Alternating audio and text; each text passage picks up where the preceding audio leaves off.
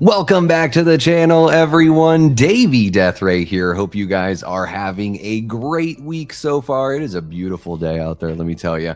Not too hot. Well, it's 82. It's a little muggy. Everyone says, oh, it's a dry heat out there. You guys, I think hopefully I've convinced you at this point that don't ever say that unless you actually live here. I think those are the only people that get the license to say that because not always a dry heat here in Phoenix.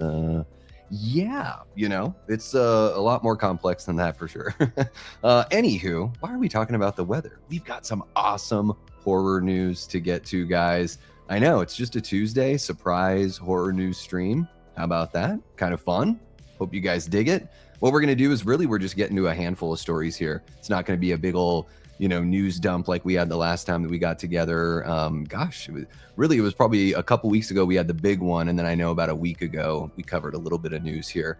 But really exciting stuff going on that we're going to jump into. Curry Barker with TCM, Damian McCarthy already working on his next film, Felissa Rose taking the Sleepaway Camp film on tour this summer, and Andy Muschietti talking about It. Welcome to Derry Season 2. So we're going to get into all of that. I'm going to jump in and say what's up to you guys, of course, all that kind of stuff. I've got a poll in the chat. If you guys want to just let me know how you're feeling about Hokum, if you're going to be checking out that this weekend, I'm going to, and I've already seen it. So that should tell you what you need to know. You can also watch my short review if you want to. No spoilers or anything like that in the short review. So yeah, not even close to spoilers. So you can watch it and not be, and still go in totally fresh. So how about that? And I will let you guys know, of course, hit that like button, subscribe if you haven't already, hit the notification bell. If you're digging what we do here, maybe you're watching after the fact, or you just enjoyed the live stream so much, you can hop in after the fact. You can hit that hype button. It's a great way to help the channel, to help us grow. We are about 75 subscribers away from 3,000, and I would love to hit that number at least by my birthday, which is May 18th. So I think we can do it. I'm going to keep on doing my thing. I'm going to keep on pressing, thinking of fun things to talk with you guys about, covering the horror news and all that kind of stuff, talking movies. We're going to have a great time. And then all I need you guys to do is meet me halfway, share the channel, like, subscribe, all that kind of stuff, and hang out. Yeah. So I'm going to say what's up to you guys, and we're going to get in on this news. I'm really, really pumped. And yeah, you guys are great. Thank you so much for hanging out. I know this is not usually my time, and I know there are other people that are live right now, but don't worry. We're going to get right to it. And if you guys want to talk for another hour, I do have a super chat goal set up. So, not a requirement at all. Super chats are just like extra fun kind of stuff. If you guys want to talk after we cover the news about whatever, or if you just want to keep on talking about these news stories or other news stories that maybe you've heard of that I'm not covering here, then if we get 5 super chats of $5 or more, we'll have that second hour. So either way, you guys are going to get an hour that we didn't even plan on. How about that? And I will be back for Late Night with the Davey tomorrow. I know I haven't built it yet, but I will be back. Late Night with the Davey tomorrow, 10 p.m. Eastern, so a little bit of a different time than tonight.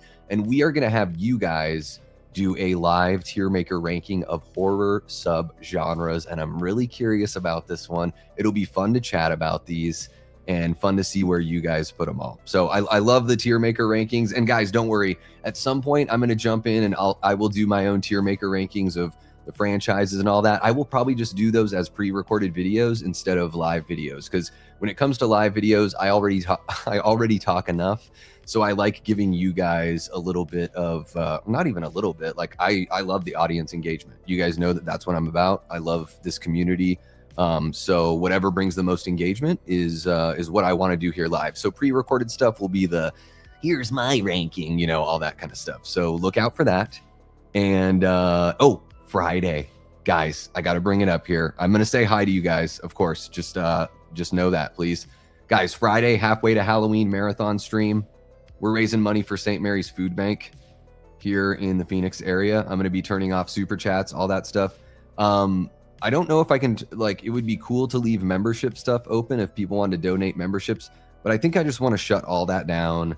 Not going to do any sort of ads or anything like that. I want to direct every single dollar to the St. Mary's Food Bank because, guys, every dollar that's donated provides enough food for 5 meals. Think about that impact. It's incredible, guys. If you can only donate $1, it's amazing. You're buying 5 meals. You're providing somebody with a meal a day, right? You're basically giving somebody a day and a half of food. Or yeah, 2 days ish, close to 2 days worth of food. But it's a great cause. They're an awesome charity. They're the world's first food bank. They started in 1967. They're probably the most reputable charity, if not one of the most reputable. They are like the blueprint that other food banks follow. And even though they're called St. Mary's, it's not an affiliation directly with the church, the way it works. And I like to be totally upfront and transparent about this kind of stuff, guys, because I know we all have different walks of life and different ways we feel about things. And I just want to be open and honest, right? So St. Mary's Food Bank, a building was donated to them along with $5,000 from the St. Mary's Church back in 1967. So to honor the people that helped them get their start with everything, they kept the name. But there's not any favoritism regardless of race, creed, religion, whatever. It's about getting people in the Phoenix area who need food. So we know we're going to have our own QR code. There's a website you can go to. I encourage you to go over to the Discord. I shared the website on the Discord over there if you'd like to donate early. We still have our same website from last time, guys. Right now we're sitting at, oh my gosh, somebody donated $100 since I put that link up.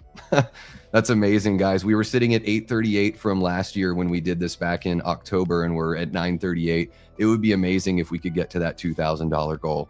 And whatever we can do is better than nothing, right? People need us. We need each other.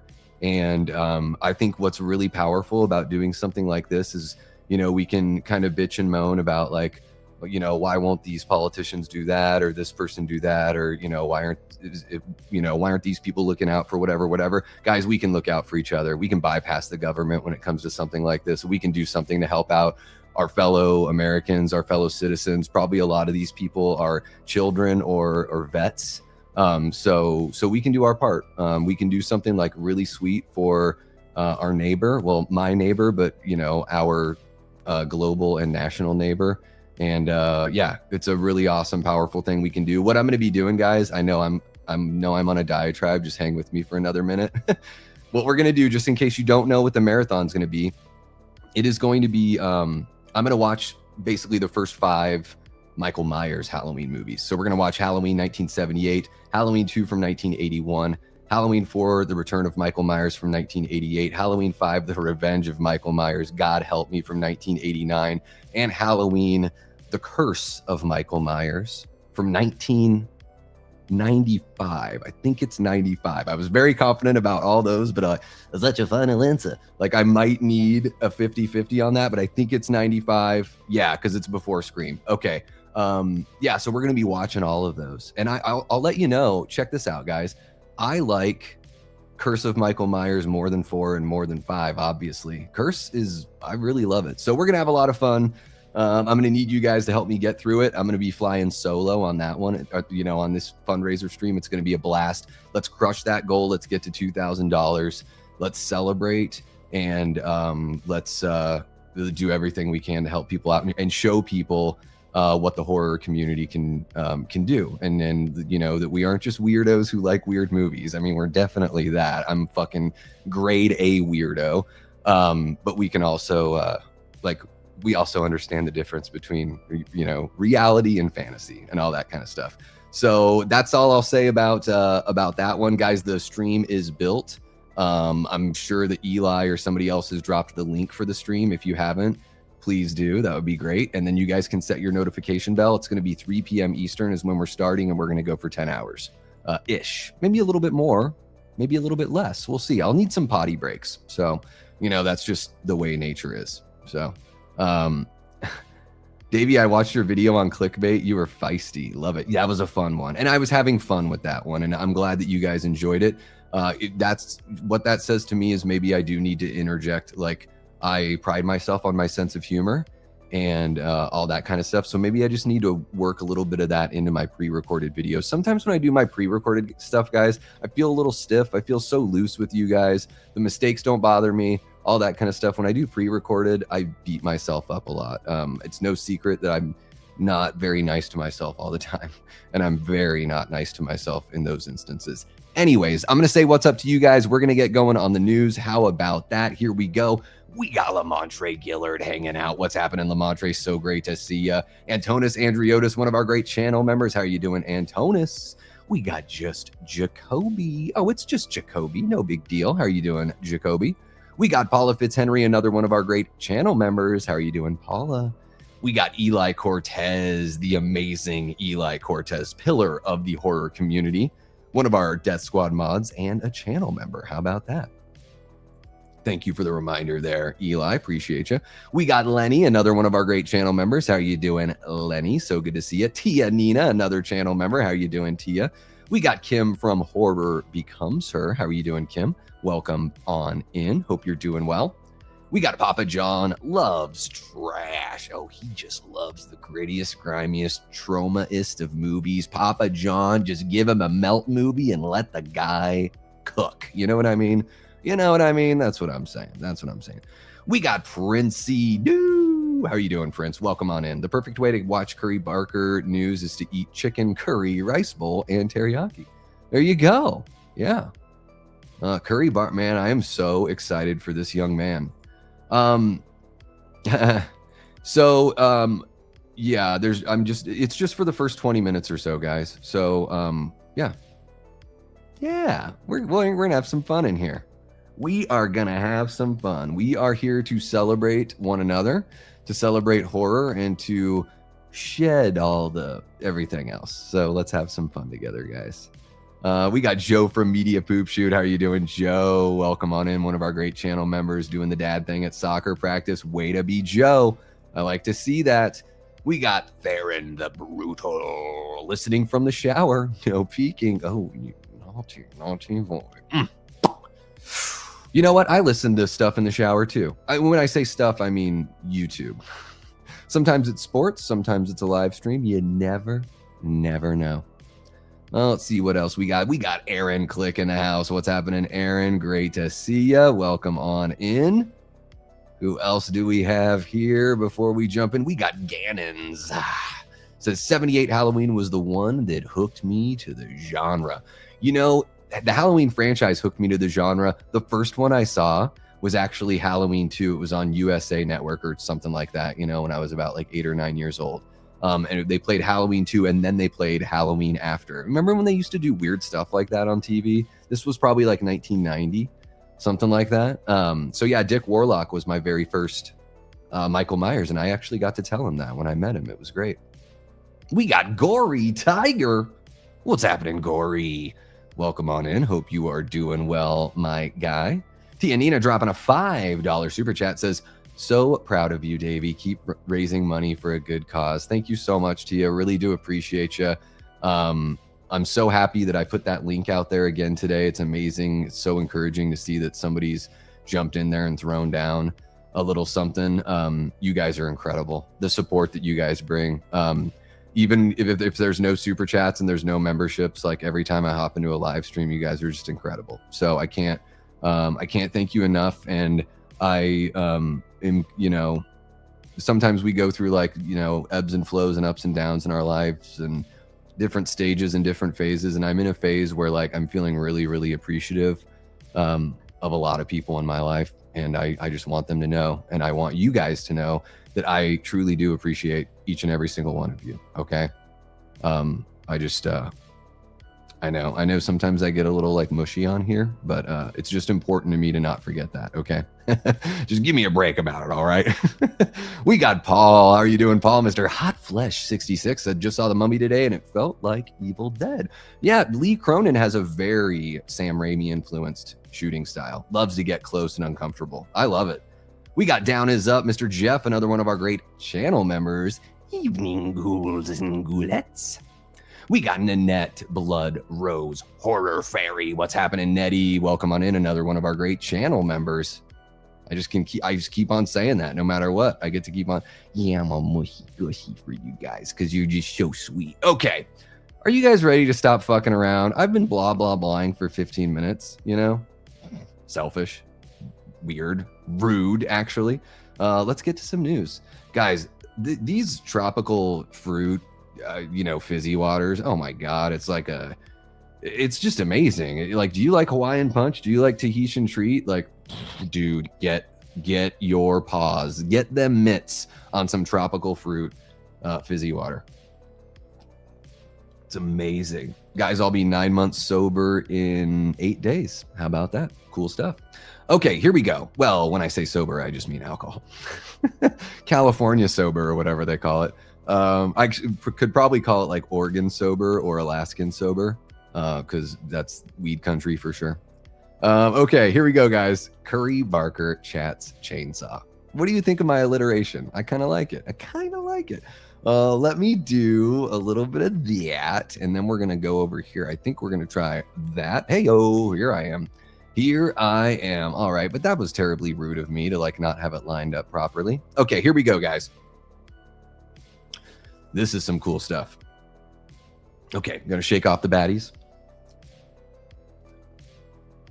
All right, guys. Well, we got some more word on Curry Barker's Texas Chainsaw Massacre, and even cooler, we got word from the young man himself, the very talented young man. I don't use that phrase in any sort of diminutive kind of way. It's just because I'm an old cat. I'll be 44 in less than a month, and I love seeing young talent like this. It's so encouraging. I think it's really easy for us to, as fans of anything, the older we get, to be like, man, they just don't make them like they used to, or what happened to storytelling, and movies aren't as good. Well, there's always filmmakers out there that aren't putting out the best product and not giving us, art that is, maybe going to be as lasting as some others.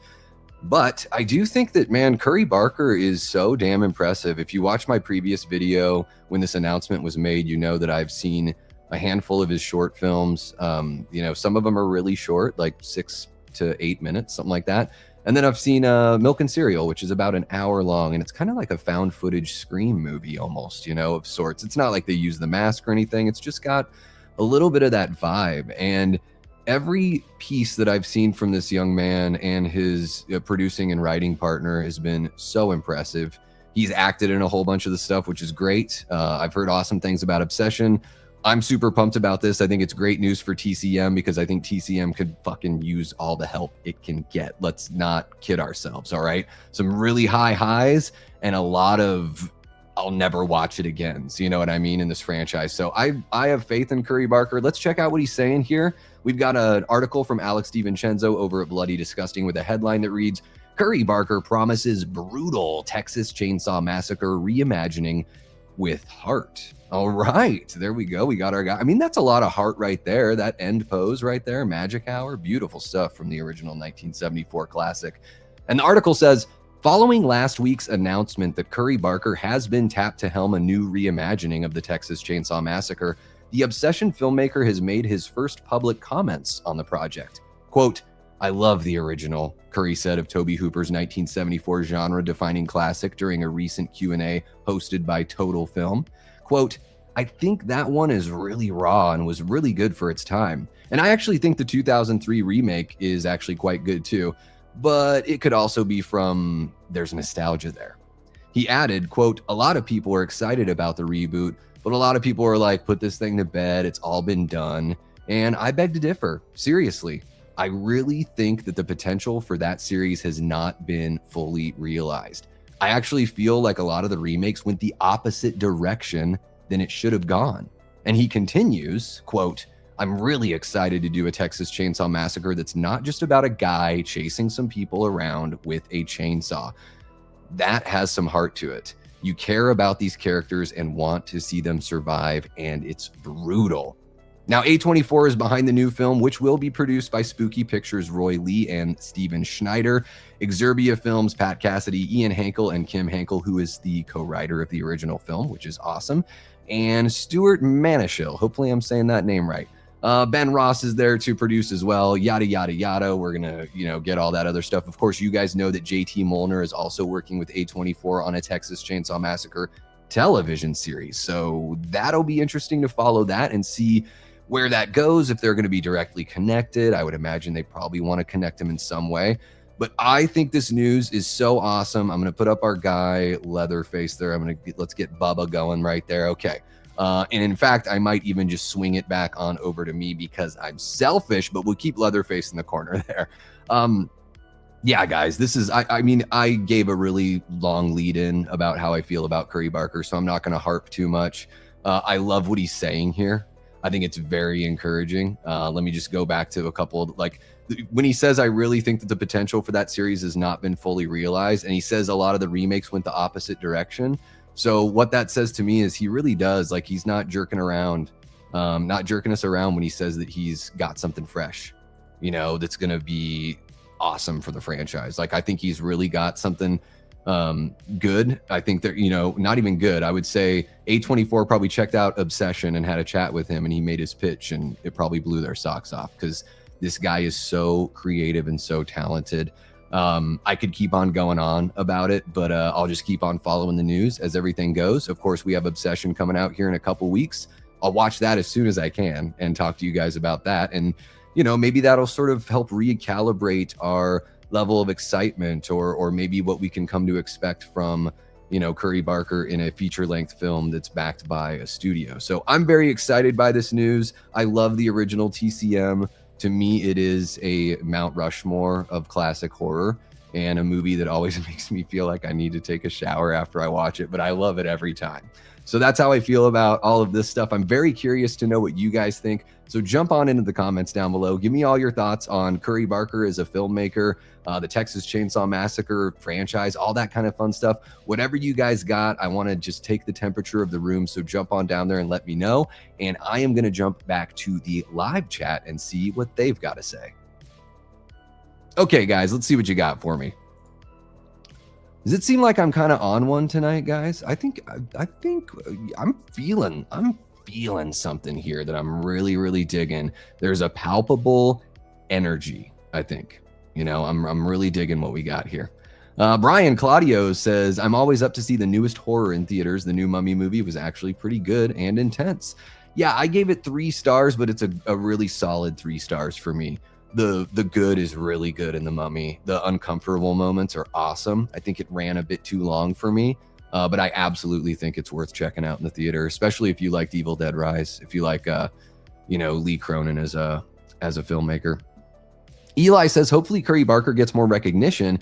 He has a great mind for storytelling and atmosphere. Well, I think this is really solid recognition, Eli, and I know he just finished. There's like a movie that he just did with Aaron Paul, and it didn't even like hit the trades that it was happening until they announced that it's like he just finished making it.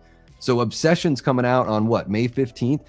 Curry Barker's already got another feature-length film with Aaron Paul in the can, waiting. So boom, there you go. And then TC, like, it's happening for this guy. I could not be more pumped. You guys know that I can get really grumpy about stuff when it doesn't fit my sensibilities or when it doesn't resonate with me. Dude, Curry Barker, man, your stuff really resonates with me. I'm very happy for you, sir. And I hope we get a lot of stuff from you in the future. Leatherface, quote, pardon me while I impale you on this meat hook. I'm killing you with love. Oh, you're a Heart version of TCM? Okay. I didn't know. Is that which version of a song, or which Heart song is that? Is that what you mean? Heart the band? That's what I'd imagine you mean. Let's see. And welcome on in, Nathan. Welcome on in. One of our great channel members, guys. A brand new channel member right there, Nathan Thornwood. Welcome. Hope you're doing well today, good sir. All this time I've been thinking you've been saying a Serbian film when you're actually saying Exerbia films. Aaron, you're too much fun, man. You're too much fun. We got Foles Rotten hanging out with us, Foz. Thank you so much for jumping on in, man. Love you so much, brother. I saw your message. I've just been it's just been a really busy time, so don't worry, man. I will get back to you guys. Foz and I are going to be back for Movie Punks. You can bet your bottom dollar, bitches. How about that? Thank you for sharing that. Eli, thank you. Little Foz love. Papa John says, I love how he's talking about the potential, and I've always been saying that the franchise has been going in the wrong direction for decades. Yeah, sometimes it just takes somebody that's just, you know, he's generated all this buzz to where A24 is like, well, let's just let the kid fly. Like, let's just like give it to him. And, you know, if it fails, so what? All the other ones have too, except for like the remake, you know? So the risk for the TCM franchise is not very high when you really think about it, right? So, yeah, I think sometimes all it takes is a fresh look at things and a new perspective. That's why I like going back and watching movies multiple times, especially after like talking with you guys about them or just talking to a buddy about them. Sometimes a different perspective can just sort of change the way you look at something completely. It can be very powerful. Look at that. We got Jigsaw dropping a $5. Says, wait, it's Tuesday. Yes, it's true, Jiggy. I'm off my meds. I'm off my sketch. What can you do? We are going to be back tomorrow, though, for late night with the Davey. Don't you worry. Don't you worry. Kim says, I really enjoy Curry, but TCM is a hard one for me to watch because hillbillies crossed with cannibalism freaks me out, but I will power through it. I think watch Milk and Cereal if you guys haven't seen it yet. That should give you a good idea of maybe what kind of vibe we can expect. I haven't seen any of Curry's stuff, but can't wait to see Obsession. Papa John, you should go over to his YouTube and check it out. Sorry, guys, the fizzy water makes me burp. But yeah, you should go over to the YouTube. What's it called? I can never remember the name of the channel, and they have like over 1 million subscribers. Isn't that wild? Like I still can't remember it. It's a very popular channel. But if you just look up like Milk and Cereal or look up Curry Barker, it's something like this is a bad idea or this is not a good idea or something like that is the name of the channel. I can never get it straight. That is not a good sign. But oh yeah, I'm sure he's got tons of time for me, Eli. How dare you? No, guys, if you can make it happen, I would love to talk with Curry Barker. It would be fantastic. I just love to pick his brain about, what he loves, pretty much. It'd be fun to talk to him about that. Oh, gotcha, with Heart. Yes, no, let me go back to that, because I was like, wait, are we talking about like the awesome rock and roll band Heart? Oh, pardon me while I impale you on this meat hook. I'm killing you with love. Yeah, he's doing a classic theatrical kind of thing. Okay, let me catch up here. Tickets aren't even on sale. Oh, I guess that makes sense. I don't know if they are out here either, Tia. Movie Punks, gotta bring it back. SLC Punk, some Matthew Lillard love. My favorite Matthew Lillard performance, easily. This has me a little more hopeful for good new TCM projects. Aaron, I think we can at least have faith and wait, and like we can feel good about it unless we see something that makes us think otherwise. I know I'm not, it's got my vote of confidence, and I think it can have all of our vote of confidence because Curry Barker's awesome and JT Molnar is fantastic. Strange Darling is a beautiful, intensely crazy film. Jigsaw dropping another $5 super chat, says, I got people and I'll wear their faces. My name is Leatherface, face. Holy cow, look at that. 3 out of 5 super chats we've got there. Thank you so much, guys. I'm just checking on the poll. Will you be checking out Hokum this weekend? Man, you 44% that are like, if you have time, I would make the time. I would never, I don't get any, there's no benefit for me, but I truly believe when there are really good films out there, we should support them. If you guys trust my opinion, I would really consider giving that one a shot. For me, it's a 4-star movie, and it could go higher on a second viewing. Let's see what else we got here. Dude, yeah, me too. They're freaking fantastic. Dude, absolute rippers. Amazing voice, Amazing voice. Okay, let's see. Paula, I see your question there. I want to get through all the news first. If we end up reaching our super chat goal, I will answer some of those questions. So I've starred your question, Paula. Thank you so much. But I want to continue on with the news because we had a lot to say about TCM. But let's get to some other stuff here. Let's see what we got. There we go. And I'm gonna do. Look at that, relegated back to the fringes of society. Okay, guys, this is pretty cool. Speaking of Hokum, here we go.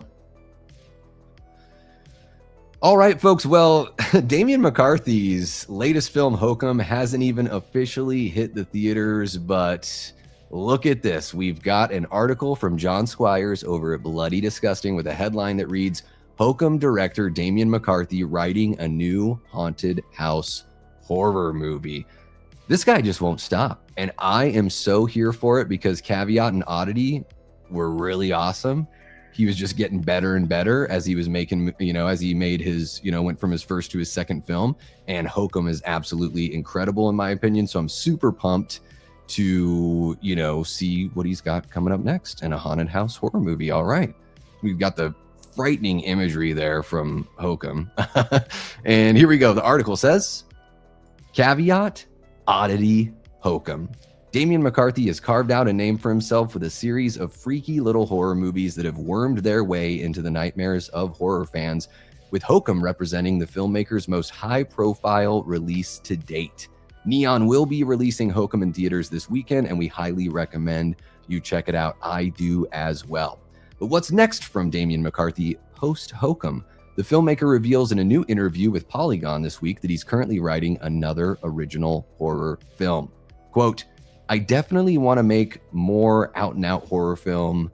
Oh, sorry. Quote, I definitely want to make one more out-and-out horror film just to see if I can take everything I've learned and apply it, McCarthy tells the outlet. Something's kind of clicked with me now. If I was to do it again, I'd put everything into it, and then I think I'd move on. The Irish filmmaker has even revealed the subgenre of his next horror movie. Quote, it's self-contained, almost like a classic haunted house movie, he teases. Somebody just cannot leave a property. I think there's something really fun about that. But hold on a second. What does Damian McCarthy mean about moving on from the horror genre? Head on over to Polygon to read the website's full interview with the filmmaker. And of course, guys, Hokum releases this Friday. Adam Scott is in it. I really enjoy that flick. I'm going to put this nightmare up on screen, and we are going to have a quick little chat about this one. Let me take it back on over there. Okay, just look at that chilling image there. Yeah, I mean, I don't know what he means when he says moving on either, if it just means going into a different kind of folklore direction. But at this point, with how strong Damian McCarthy's been as not just a horror filmmaker, but just as like a crafter of, a craftsman of storytelling, he has impressed me more and more with each subsequent film. So if he wants to step away from horror and do something totally different after that, I will follow him because he is that good of a storyteller in my eyes. It doesn't have to just be strictly horror, right? And you never know. Some people take a step away because they just want to stretch their legs and show that they're versatile as an artist, which I think every artist should be encouraged to do and continue to grow and change and evolve and get better and try new things. Doesn't mean he couldn't come back. I think he's, even Stephen King was horror and non-horror, right? I mean, Stephen King has a whole bunch of stuff that's not horror, or it's horror adjacent, but he does have straight up non-horror type stories. So, and Damian McCarthy seems to be building this kind of, his own shared universe with his first 3 films. So we could just get something where it's like, he could be like the next coming of an author like Stephen King, as far as what he's building as an auteur, because he's a writer and a director. Anyways, I'm here for it. I love haunted house movies.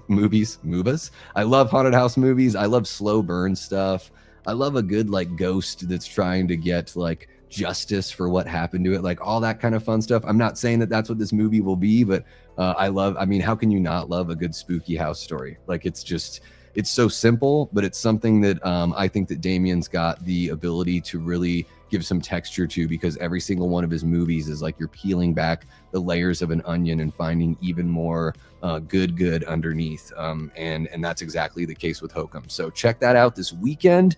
Jump into the comments. Let me know your thoughts down there about Damian McCarthy's previous 2 films. If you're going to check out Hokum, maybe after you check out Hokum, you want to come back and let me know down below. Drop that in there. Let's get that conversation going. I always want to take your temperature on this kind of stuff, guys.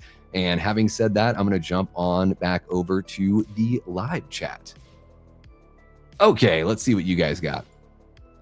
And the reason why I give you that death stare is because I'm just going to edit it later as its own little video. So if you're like, why is Davey giving us the dead eyes? It's just all part of the production that you guys get to see.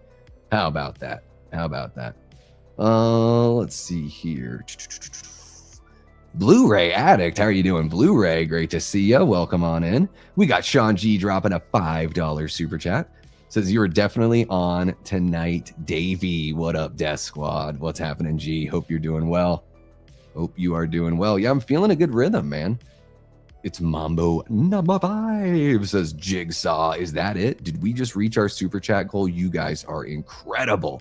Thank you so much. I hope you all bring that amazing energy when we do our marathon charity stream on Friday for St. Mary's Food Bank. I'm going to be shutting off. There's going to be no way of me getting any anything, it's all gonna go all gonna be directed to them. So so there you go. Thank you guys so much again for supporting the channel. You guys are awesome. Jiggy, amazing. Everyone else, you guys all do your part. So thank you so much. Let's see here. Jamie, no worries. We got Eli's been holding things down and everything has been all good. So thank you so much for joining us. And guys, Jamie Hart, our original Death Squad mod, our mama mod. Jamie's been here since maybe before 300 subs, definitely before 400 subs. So how about that? Theron says, oh, sorry. I thought it was Theron because you guys, it's the color of I can just see this tiny little icon. I'm sorry, Kim. Kim says, I so enjoyed Haunted House movies. So excited to see what he comes up with. I've watched The Haunting and House on Haunted Hill many times. Kim, have you seen The Changeling with George C. Scott from 1980? That is one of my favorite horror films of all time. If you've not seen it and you like haunted house movies and like spirit, spirit haunting kind of movies, oh my gosh, it is so good. Please check it out. Anyone that hasn't seen The Changeling with George C. Scott, please check it out. We got Dominic St. Clair. What's happening, Dominic? Hokum is the new movie by Damian McCarthy, the guy that did Caveat and Oddity. He's one of my favorite filmmakers going right now. He's an Irish writer, director. He's fantastic in my, well, maybe I'm not always so humble, but in my whatever opinion. 32 awesome people in here and only 24 likes. Oh my gosh, why are you guys hurting my feelings? Why do you got to do that? Where's the moral support? Who's that guy that always says that? I don't even know. I think it's like a gamer guy. Yeah, I got to put it on the list for sure.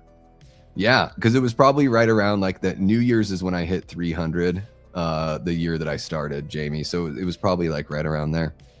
McCarthy's proving to be quite a force. I love that word, Aaron. I love that word. I think that's a great descriptor for him. Love his movies. Yes.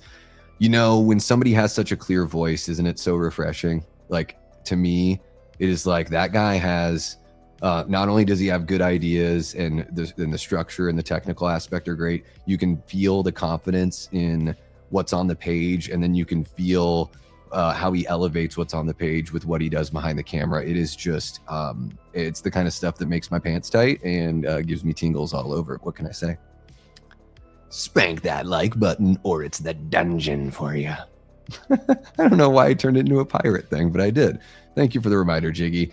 We got Ryan Underwood, Mr. Pistofferson. How are you doing, Ryan? Welcome on in, man. Great to see you. Christine hanging out. How are you doing, Christine? Welcome, welcome. Hey, we could all use a little bit of that sometime, right? Never a bad night for a little bit of that.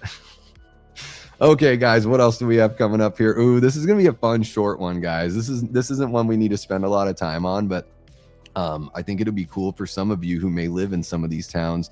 My former town of Portland, Oregon is going to be included here at the Clinton Street Theater, which is a really cool little part of Portland. Well, at least it was when I lived there. Portland is, it's a little rough there. It's a little unnecessarily rough. Let me say that. Anywho, that has nothing to do with what we're talking about here. We are here to celebrate Felissa Rose taking Sleepaway Camp on tour this summer. This is really exciting because not only is the remake in development with the original filmmaker and everything, with Kenan Thompson producing, which is kind of wild and kind of cool. Now we know that Kenan Thompson is a sleazy slasher fan, which is awesome. But right here, this article from Alex DiVincenzo over at Bloody Disgusting has a headline that plainly reads, just kind of like just what I said to you a minute ago. Felissa Rose is taking Sleepaway Camp on tour this summer. Let's jump in and let's see if your town is on the list. All right, everyone, pack your bags because Sleepaway Camp is going on tour. Star Felissa Rose is hitting the road with Midnight Mass co-hosts Peaches Christ and Michael Verratti for special screenings in 8 cities this summer.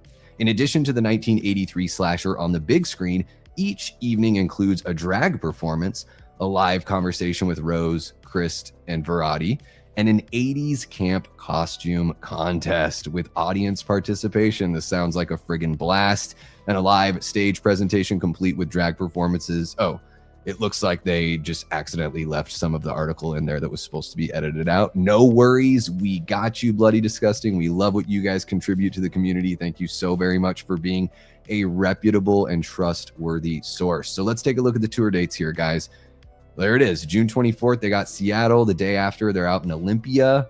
Portland on the 26th at the Clinton Street Theater. That's a really fun spot. They do all sorts of crazy, like they do Rocky Horror Picture shows out there. I think they have like a bi-weekly or monthly event or something like that out there for Rocky Horror. I actually saw the Descendants documentary filmage. I watched that at the Clinton Street Theater. That was really cool. So a couple days after that, they're in Denver on June 28th. 4th of July out in Nolens, and then Houston, Austin, and Dallas in Texas to close out the dates there going into early July. So if you live in one of these spots and you want to check out a little drag, a little sleepaway camp, a little Q&A with Felissa Rose and some other folks, there you go. Super fun event there that you can jump on into. Tickets are now on sale. I don't get any kickback for talking about that, but there you guys go. You can go to Bloody Disgusting, or you can just look it up on the Googles, and you could grab a ticket to one of these events, which would be super fun, I would imagine, for you and maybe another horror fan in your life. So I would put that up on the screen, but let's just go ahead with Angela's face. How about that? How about that? I'm going to go on back over here. Yeah, guys, this is one that we don't need to spend too much time on because it's just a, kind of a little fun short news story here, but it's always cool to see these movies, a little bit of a roadshow thing, some intimacy and just, not intimacy, but an intimate hangout. These theaters are not like massive theaters. At least the Clinton Street Theater is not. So for those of you that are going to this event, it'll be, I would imagine, like pretty personal and pretty fun. So if you're a Sleepaway Camp fan, jump on in and check out one of these shows this summer, and jump into the comments and let me know if you're going to check it out and which city you're going to go to take in the 1983 camp slasher classic. I'm very curious to know what you guys got to say. So jump on into the comments. I'm going to hop on over to the live stream and see which city those folks are going to check out the film in. Okay, here we go, guys. Jumping back on over. There you go. She is all over the place. She's great. Felissa is just awesome. She's always around and makes herself very accessible. I've never gone up to her and talked to her because I just watched Sleepaway Camp for the first time like last summer, something like that. So yeah, I wanted to make sure I watched the movie before talking to her. Oh, it is coming to my city. Hell yeah. It'll be a fun night. I'm sure it'll be a fun night for sure. Peaches Christ was Peaches Christ in Queens of the Dead, the Tina Romero film? Fucking awesome film. Let's see what else we got going here from you guys. That's what I've always heard, is that she's just, every time I see her at a convention, she's always having a lot of fun with the fans and just being awesome and just kind of a regular person. Really cool. Davey was saying earlier that he feels less stiff around us. Should we? The lives. I feel more myself, less stiff. Oh my gosh, Sean. The return of tight pants time and grippy socks and tight pants time. Grippy socks. Oh my gosh. You did. No, you did. That's when I watched it. Yeah. Wasn't that in the summer? I think it was, or the end of the summer last year. Tickets are already on sale. There you go. You guys can get tickets now. How about that? Bloody Disgusting. You know, it would be really cool, guys, if you reached out to me and you let me do an audio version of your articles. I would more than happily team up with y'all over there at Bloody Disgusting. I love what you guys do, and you could have this voice if you would like. Okay, guys, let's get into the last story here. We're going to keep on talking. We're going to keep on hanging out for another hour. You guys reached the super goal, or the super chat goal, so there's no reason to, we don't need to rush or anything like that. But this one is kind of a meaty one here, guys. This article, where they're talking to Andy Muschietti about It Welcome to Derry Season 2. So this one's pretty meaty. Let's see how much we really want to read of this, because it looked to be pretty long. That's what I mean when I say meaty, just in case Sean's trying to take it somewhere that it shouldn't go. Sean, Rooney, Let me have a sip of water here, guys. Holy cow, 39 people in here. You guys are amazing. Please hit the like button if you're hanging out. And yeah, subscribe if you haven't and all that stuff. Share the channel. It'd be really cool. I'd love to hit 3,000 subs by my birthday on May 18th. That would be great. MMA Now says, I appreciate your content. I recently got diagnosed with ALS. Man, I'm so sorry. Well, you know, like, you know, one of the amazing things about here, I'm sorry, guys. I just want to like address this like this, if that's cool with you guys.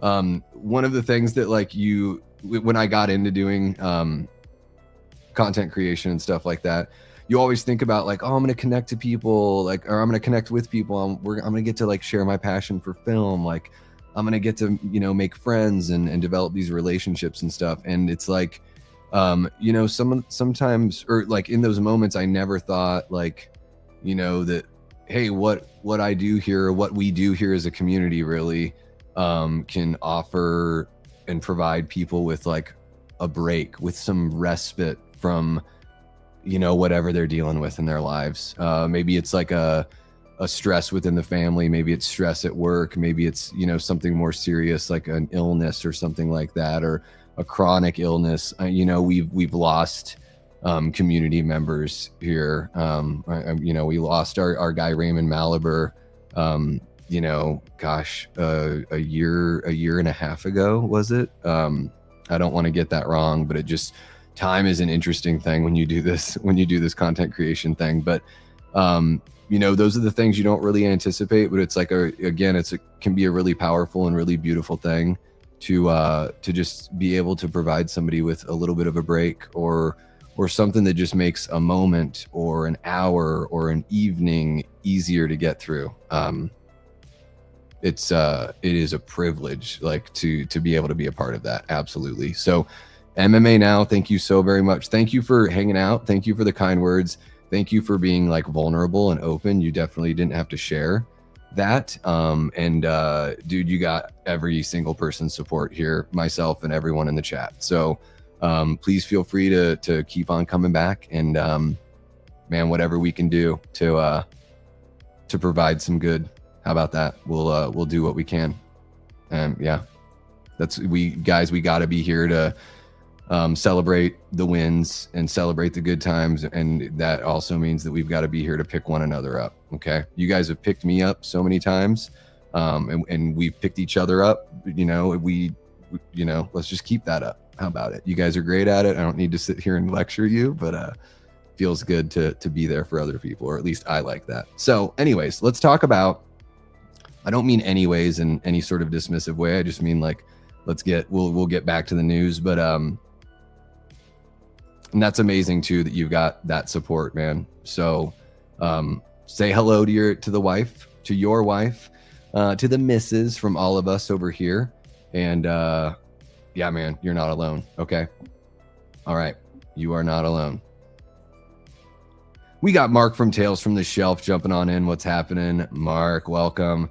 Going to the Wawa for a late snack, and I'm taking y'all with me. Dude, I've never been to a Wawa. Wait, maybe I have. In Maryland, I might have gone to one. Yeah, I might have been to one. Okay. Yeah, dude. That's you folks out there on the East Coast, you guys got it made. East Coast is just awesome. It is just awesome out there. I mean, don't get me wrong. Like, I'm very happy with where I'm at. There's something really special and vibrant and alive about the East Coast that I really love. It's always going to be a romantic thing to me as well. I will always romanticize the East Coast. Okay, here we go, guys. Like, I think New Jersey is like, oh, New Jersey makes me swoon. Oh, Philly. Oh, that's the kind of dirty, gritty weirdo I am. Okay, let's get on over here to little Andy Amushietti talks here. There you go. I've offended all Italians. Who else can I offend? Yeah, I really bring people together, folks. Okay, here we go, guys. Oh, shaking out the baddies. Okay, guys, so I used to be the kind of guy that was like, TV sucks. Like, streaming is always so disappointing. They string you along. They give you like 10 good minutes at the beginning of the show. End of the show leaves you on a cliffhanger. It's only meant to just like keep you wanting to come back, and they're never really developing anything. It's It's just like a total lead on, you know? Man, that certainly isn't the case with everything, because holy shit, Welcome to Derry from 2025, even though it had an odd second episode for me, I think the second and third episode was like a little shaky for me, but oh my gosh, it came roaring back, and man, that season was just so awesome. It put Stranger Things season 5 to total shame. Like, Welcome to Derry was amazing. I'm not even the biggest Pennywise guy. Like, Pennywise doesn't scare me, at least not this version. I'm actually more scared of the Tim Curry version, because it's like it's just more unassuming, I guess. So I like that version better. I mean, this version's like totally nightmarish and all that stuff, but I will say the show Welcome to Derry made me, I mean, to me, I'm like, this is the best thing I've ever seen Pennywise in, like the character. So it's really cool that it's sort of, you know, using the tenets and everything from King's work, but they're also creating something fresh and new. So speaking of fresh and new, let's take a look at what Andy Muschietti is talking about when he's talking Welcome to Derry season 2 plans. The setup, he says, will be very different. And this article comes to us again by Alex DiVincenzo over at Bloody Disgusting. What an awesome look there for Pennywise. That is just fucking killer. Love the blood on the bottom half of the face. Very, very cool. And the article says, although Welcome to Derry has not received an official renewal for HBO, season 2 remains in active development. It will explore another subplot planted in Stephen King's 1986 novel that delves into Pennywise's backstory. Quote, "It's 1935. We're now working on it, and it's so much fun," co-creator Andy Muschietti said during Deadline's Contenders TV panel. Quote, "For the ones of you who have read the books, probably the Bradley Gang sounds familiar. The Bradley Gang was a gang of bank robbers. They were on their way somewhere, and they stopped in Derry to buy some ammo, and something horrible happens." End quote. King drew inspiration from a 30s era true crime incident in his Maine hometown. Quote, "The Bradley Gang is based on the Brady Gang, which is a real-life gang of robbers that were executed in the streets of Bangor, Maine. And we're now creating the event, the big paroxysm, I don't even know if that's the way to say that word, paroxysm of violence in this case, will be the massacre of a Bradley gang," Muschietti explained. Well, damn, Muschietti, you brought out a really big word that I've never seen in my life. Good on you, man. Good on you. I consider myself a little bit of a wordsmith, or not even wordsmith, just a vocab nerd. I don't think I've ever seen that word. That's amazing. Muschietti continues, quote, "There's like 3 big events. In Welcome to Derry season 1, it's the burning of the Black Spot. Massacre of the Bradley Gang in season 2, and season 3 would be the explosion of the Kitchener Iron Works, which is a big explosion during an Easter egg hunt where 100 kids lost their lives. Pennywise is always there fucking around," end quote. But hey, he's not even done. We got a whole fresh quote. "It's fascinating because the thing that is so much fun in this stage of development is that we're facing an era which is the Depression era that changes dramatically the setup of things. There's no suburban comfort. The trope of the kids that live in suburbia and they ride their bikes and suddenly one of them disappears is nothing like this. This is 1935. It's a very dire situation. People are poor. They're struggling to survive. So the setup will be very different." And then here we go, guys. Just kind of the generic thing here. Of course, you guys already know, I'm sure, that Welcome to Derry serves as a prequel to the Muschietti films. I thought those films were okay. I like the first volume. I can get down with that. I'm not the biggest fan of volume 2. It kind of bored the hell out of me. But again, I will say this, like, I loved Welcome to Derry. It made me believe that I could love again. You know what I mean? So I'm excited for season 2. Brad Caleb Kane, who's the co-producer or co-showrunner on Welcome to Derry season 1, is the sole showrunner on the Friday the 13th upcoming television show Crystal Lake. So I'm so pumped for Crystal Lake because what Brad Caleb Kane did with Andy Muschietti and all these people on Welcome to Derry was incredible to me. So a lot of trepidation with the Friday the 13th stuff for a little bit, but feeling good about it now. But we're here to talk about Welcome to Derry. Yeah, I don't know, guys. Am I? Hopefully, I'm not on an island. I think, I feel like a lot of people really like the show, but you never know. You know, we've all got our different opinions and things that work for us and things that don't. So jump on into the comments. Let me know your thoughts down there. Whether this is your favorite iteration of Pennywise, or maybe you think it just pales in comparison to what we've seen before. Jump on in and let me know. Are you looking forward to it? Welcome to Derry Season 2, all that kind of good stuff. Let's get that conversation going. And I am going to jump back on over and see what the live chat is saying. Okay, guys, what do you got? What do you got? Do. I feel like I've just been going 100 miles an hour. You know what I mean? Oh, yeah. You don't know what a Wawa is? It's a popular convenience store in the Mid-Atlantic area. Well, and like in Upper East Coast as well, I guess. Let's see what else we got. Ooh, Buc-ee's is way bigger than Wawa, I think. I think Wawas are like relatively big, but man, Buc-ee's, we're getting one built out here. It is going to fuck shit up. I'm not looking forward to it, although I might have to get a job there. Or I'll get married there. Do they have a chapel? Yeah, okay. So actual deli. So probably a little bit bigger than 7-Eleven. And what is it, like Jersey, PA, and like Maryland kind of area, I think, is where they're, known for, Love seeing you guys throwing some support to our guy MMA Now. I love seeing that. Thank you guys so much for being so sweet. Kim, have a great rest of your night. Thank you so much for kicking it. We really do appreciate you. Have a great rest of your night. Have a good sleep. I can't believe I'm like actually staying with the chat. Is that a miracle, guys, that I'm actually like hanging with you in the chat? Man, I will say this, like, it never scared me. Like when I was a little kid and the Tommy Lee Wallace TV series came out, or the mini series, TV movie. It did freak me out at that time. I was like 8 or 9 years old, But yeah, as I grew up, I was like, oh, geez. To me, it's sort of like Freddy Krueger, like something that's never going to get me. Why would I be scared of it, But I thought It Welcome to Derry was very well crafted. Really good performances, too. Excuse me. Blu-ray says, I really enjoyed It Welcome to Derry, even though I was kind of down on episodes 2, 3, and 4. Yeah, 2 and 3 for me.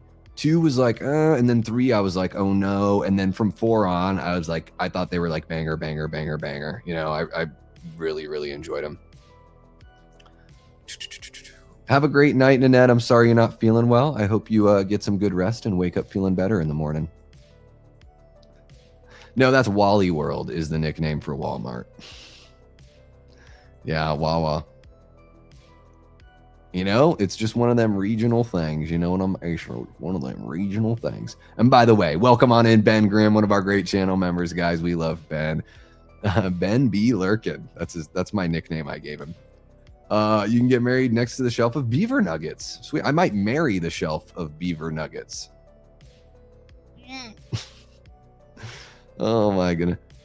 I believe in miracles. Where'd you go? You sexy thing.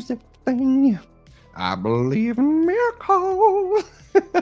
Oh, it's like one of my favorite little vocal lines. This is a crazy, like, who thinks of that melody? It's incredible. If I had time for a TV series, I'd probably be looking forward to it, but I perpetually have a lack of time for the TV series format. Yeah. No, then that was one of my problems with it too. Definitely one of my problems with television in general. Streaming. I count streaming as television. Yeah. Too sugary. The beaver, they leave in. It's like I don't mind the taste when I'm eating the beaver nuggets, but they're like, if I don't rinse my mouth out, there is a weird aftertaste with the beaver nuggets. It's just do. I don't even want to like sing that shit because that'll get like, James Taylor will fucking be all over me on that one. He'll be all over me like fucking fire and rain. You know what I mean? Dad jokes. Hashtag dad jokes. Okay, let me get rid of that because we're all done with the news, guys. We're all done with the news. We just get to hang out. And I'm gonna grab Paula's little chat here that I told her I would grab earlier. And guys, yeah, this is the time. You want me to do a start bench cut? You want to ask me my opinion on a movie or a band or something like that? Man, I was thinking about some of my favorite concert experiences, and I'm like, that might be a fun live stream, even though we usually talk movies here. Might be kind of fun. I think somebody's mentioned that, like favorite concert experiences. I think that'd be pretty good. Paula says, which movies are you looking forward to, Davey? Well, Paula, I am such a huge Evil Dead fan. Like, Evil Dead giveaway. So Evil Dead Burn is my most anticipated for the rest of the year. Fortunately, I already saw Hokum, so I'm not looking forward to it, but I will see it again. Obsession, May 15th. Really, really looking forward to Obsession. I would say Obsession and Evil Dead Burn are the two big ones on my list. I'm curious about Backrooms. I don't think the short films that are on YouTube are that interesting to me. But I'm very curious because I think Chiwetel Ejiofor, I think that's his. I think that's how you pronounce his name. I would watch this guy in anything. Like, that's that. So if Chiwetel Ejiofor is in a movie, I think he's fantastic, and I'll give it a shot. And I have the A-list, so it's not as risky for me to go see a bunch of movies that may or may not work out. So I'll keep an open mind about those. Other movies I'm looking forward to. I mean, I'm so curious about Zach Kreger's Resident Evil. I know I've been very on it so far, because everything I'm hearing is kind of putting me in that spot. But it could be really good. So I'm excited to see a trailer and just get an idea of like what it's gonna feel and look like and everything like that. So yeah, Resident Evil is there too. Gosh, guys, I don't know like what else. I'm like dying. Oh, Ice Cream Man from Eli Roth. I love his when he does fun stuff. That's the Eli Roth that I like. He can be as bloody as he wants and all that. I want it to have a very tongue-in-cheek, like outwardly sense of humor. Like those are the sensibilities of Eli Roth's that I find that I appreciate the most. I'm not saying, I think he's very talented and really well-rounded, right? A lot of people like a lot of, all of his movies. There are people that they love his dark, crazy shit, Cabin Fever and fucking Hostel and shit like that. I'm more of a, like, Thanksgiving, I think, is the best Eli Roth movie that I've seen. So it seems like Ice Cream Man's kind of got that vibe too. So I'll put that one on the list. Thank you for the question, Paula. Thank you for being a channel member. Thank you for being a friend. I believe in miracles. Oh, do I just like need to stop doing that forever? We got Carrie Crave Cinema, one of our great channel members. How are you doing, Carrie? Welcome on in. Guess my favorite concert experience. Tool, or is it the Dave Matthews Band? That's not an imitation of Dave Matthews Band. It's an imitation of Jamie at the Dave Matthews Band concert. Yeah, I was thinking about those because, guys, I've been fortunate enough to be like side stage for some really fun shit. I've been able to see face-to-face side stage. Say Anything, Saves the Day. Who else? I think there's a few others that I've been able. It's the most surreal experiences whenever that kind of thing happens. I don't know if I ever got side stage for Motion City Soundtrack, but I've been fortunate enough to like have dinner with those guys before shows and crazy stuff like that. Because I was my friends in Portland knew them, so it wasn't like there was nothing special about me. I love their music, but yeah, we can get into all of that kind of fun stuff for sure. Okay, let's see what we got. Aaron says, Davey, this can just be a quick aside, but did you listen to Susie and the Banshees Night Shift? If so, thoughts? I have not yet. I'm so sorry, Aaron, but you know what? I have the Jeff Buckley Grace thing pulled up still. I do want to let you know I have not closed that tab. So just been very busy. And guys, right now I extra appreciate your patience. And, so just, I will get to it, Aaron. Send me a friendly nudge on the Facebook little thing there. How about that? Okay, what else do we got going here? Yeah, I thought Thanksgiving was so much fun. Yeah, I think I like Hostel more than Thanksgiving, but I need to see Thanksgiving again. Yeah, I just love the sense of humor in it. Like, I love humor, like well-placed humor in a horror movie. Loved the characters in Thanksgiving. I don't know, like, we have all these franchises we keep on going back to, and I felt like what Thanksgiving did so well is to me it was like The Prowler and My Bloody Valentine from 1981, and mixed with a little bit of a Screamish kind of vibe, but also a lot of Halloween influence in there too. I felt like it borrowed from I think The Prowler and My Bloody Valentine, like, to me, are movies that didn't quite reach their full potential, could make for great remakes, but I also just really love a revenge whodunit slasher. And I thought Thanksgiving was just such a great love letter to the early 80s revenge whodunit slasher. Love that. Did somebody ask me about The Breakfast Club? Or are you guys just talking about The Breakfast Club? I think The Breakfast Club's okay. There are a lot of oh, you haven't seen Tool live, Jamie. Oh my gosh. No, you got to do that, right? That's got to be an incredible... I mean, for Tool fans, it's just got to be such a full body experience. You got to check that out. Yeah. I got to be side stage at Sanctuary and Iced Earth. Damn, dude. Throwing out Sanctuary, I'm like, do I know that name? I know Iced Earth, and I'm not even really a metalhead. I like some thrash stuff, but yeah, dude, Iced Earth, when you guys opened up for them, that is way too fucking cool. I played in a band in Portland called Absent Minds, and we were fortunate enough, we got to open up for DOA, which is originally I think they're late 70s, early 80s, Vancouver, BC, Vancouver, British Columbia punk band. So they're like old school dudes. It was amazing getting to open for them. That was wild. Yeah, isn't that like the coolest thing about playing music, Theron? It's like, or I'll just call you Ron. It's just, I like calling you Theron though. But it's amazing to be like, wow, I'm it doesn't mean that I'm going to go get a record label. It doesn't mean that this is going to be my job. At least that was the case in my experience. But man, just have those moments, wouldn't trade them for the world. Obviously, Nightwish was Carrie's best concert experience because she got to meet the keyboardist. I think it's Thomas. I don't, right? It's got to be probably pronounced pretty close to Thomas. I'll just call him that. So wait, Jamie, was I right? Was it Dave Matthews Band? Interpol and Radiohead were also amazing. I never got into Radiohead, but I bet their concert would be a total experience for sure. Yeah, no, I can totally see that. Absolutely.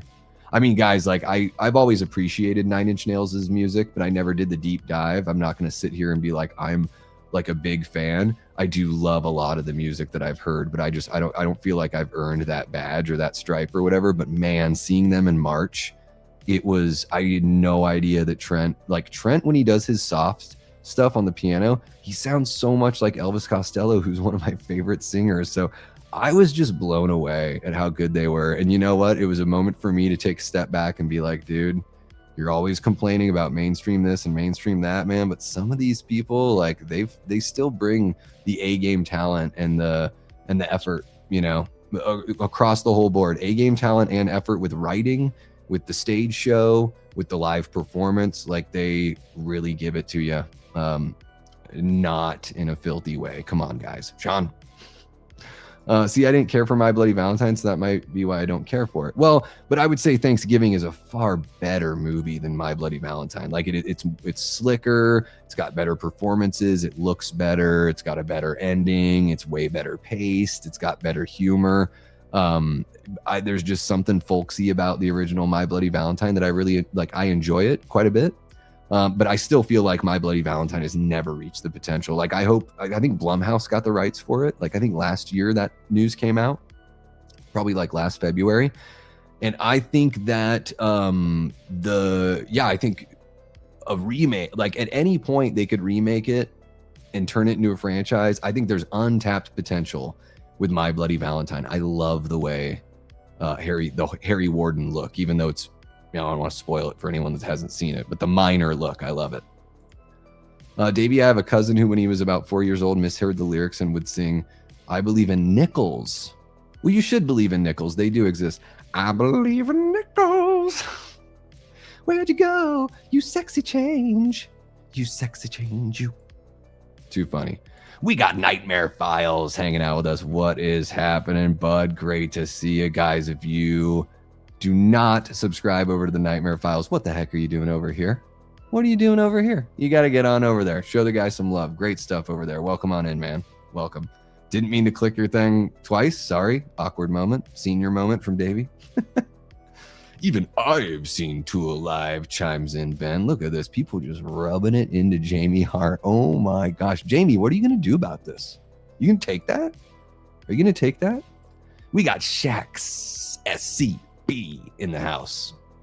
Love that, Soups. I recognize this guy. This is one of Tia's pals over there. Well, and hopefully a new pal for us over here. How about it? I think we got you in the Discord and all that kind of fun stuff too. Love it. We as Americans would call him Thomas, but in Finland it's pronounced Tumas. Oh, like Dumas, like dumbass. No, I'm joking. Oh my God, have you guys heard that band Viso from Germany? They're this punk rock band, kind of punky, kind of metally. Oh my, they have a record called Uarg that I love. Yes, it's Uarg. I mean, it's actually like Uarg, like it's very long. But they have a song called Hey Thomas that's so good. Some of their songs are in English, most of them are in German, but man, Viso, so good. A lot of fun. Love them.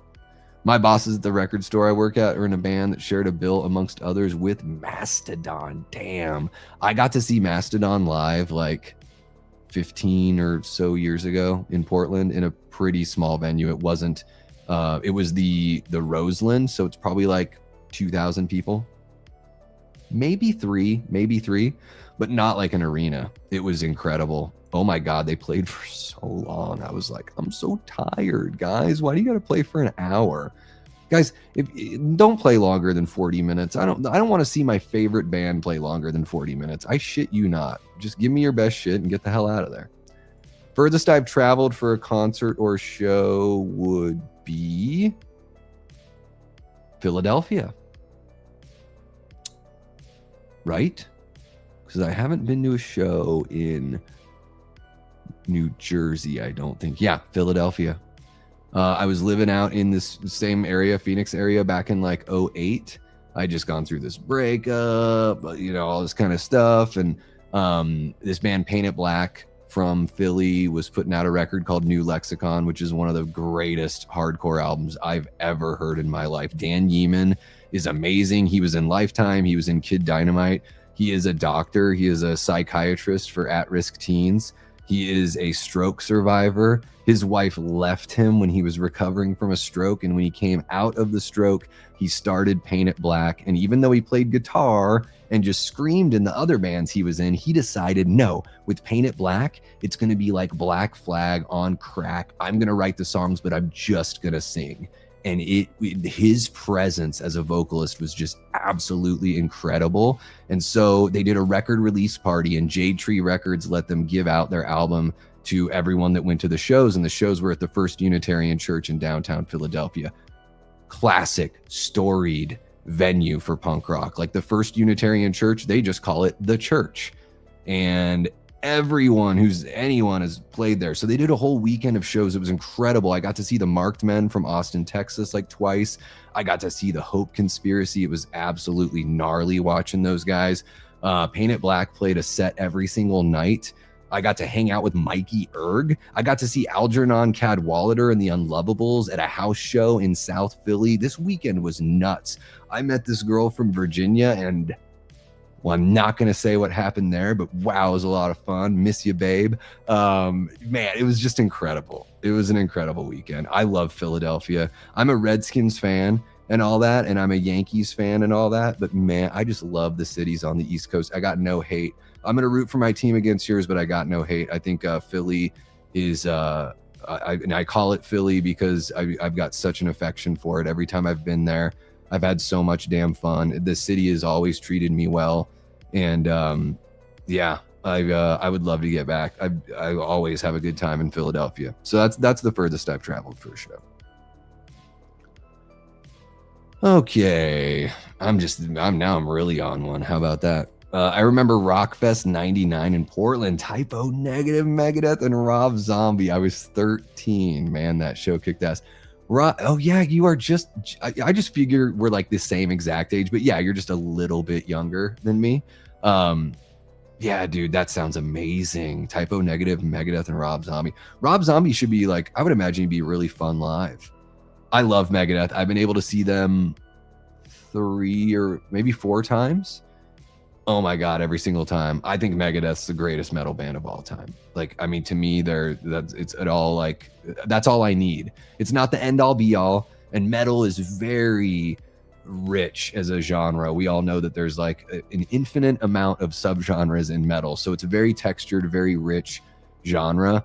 Megadeth gives me everything that I need. You know, I don't think it's the only, they're not the only band that matters, but they do give me everything that I require from metal.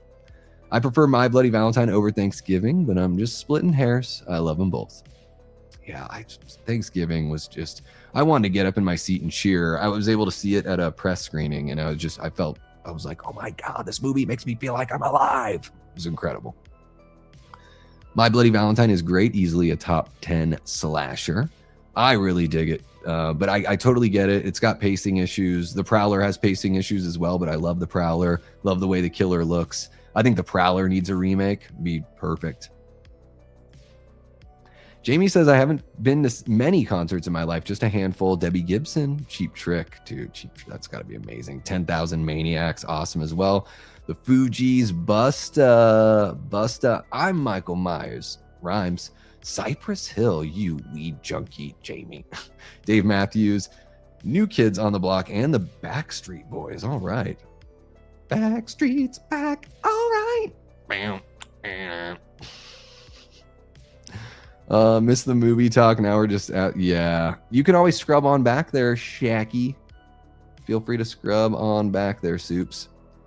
Hey, Davey, are you a fan of the Rambo franchise? If so, are you looking forward to the John Rambo prequel movie with Noah Centineo and David Harbour? I have only seen, what was the one? It was just called Rambo that came out like 15 years ago or whatever. Like the legacy sequel that was like super bloody and everything. That's the only one I've seen. I'm terrible. I need to watch those movies. I need Jason from Backtrack Cinema to, you know, poke and prod me to watch those movies. Yeah, I didn't see that one until really late, but one thing that I like to do when I go back and watch older movies, I try to put myself back in that time, try to judge it on that. And I will say this, Carrie, I don't know which version you saw of My Bloody Valentine, but like the unrated version, which is tougher to get a hold of, like streaming, I don't think you can find. I don't know if the unrated version's out there. I think it's only physical. Maybe there's a site that's hosting that version, but it is just night and day, like the difference with just having that gore in there for sure. Ben does get a pass. Ben is great. Ben showed me Bloodbeat, and I will forever be in debt. How about that? I have not heard that. No, I fell off with Alkaline Trio after. So they did God Damn It, and then they did Maybe I'll Catch Fire, and then they released the self-titled with the cassette on it, but really it was just I Lied My Face Off with some other EPs that had been previously released that they just like cobbled together. And that was pretty much it for me. Like From Here to Infirmary, I listened to it and I couldn't stand the production, and I thought that the band had already become a parody of themselves. Like they're really singing about like flies fucking, like that's what we're getting from Matt Skiba. Like, dude, like you're a parody of what you just were. And it's a shame because I think God Damn It, what was that, like 97, I think? God Damn It by Alkaline Trio, I think is one of the most like transformative, important records of that decade, because it was the first time I ever heard somebody scream in a melodic kind of band like that. The record sounds like it's recorded on tape. It's got this really nice, warm looseness to it, but a little bit of looseness in a three-piece band creates like this slight wobble, this intentional wobble that fills in all this space, and it can make a good three-piece sound huge. Sometimes three pieces can be a little too tight and it's too rigid and it doesn't feel full, and you bring a little bit of that wobble in there, and I think Alkaline Trio definitely has that on God Damn It, and God Damn It is head and shoulders their best record for sure. It's not even close. Like Maybe I'll Catch Fire is kind of fun, but not even close. Yeah. Let's see here. Bonnaroo in Tennessee. Damn. Yeah, I've never done anything crazy like that. Is Bonnaroo like all sorts of music? And didn't they have like comedians and stuff like that too? Yeah.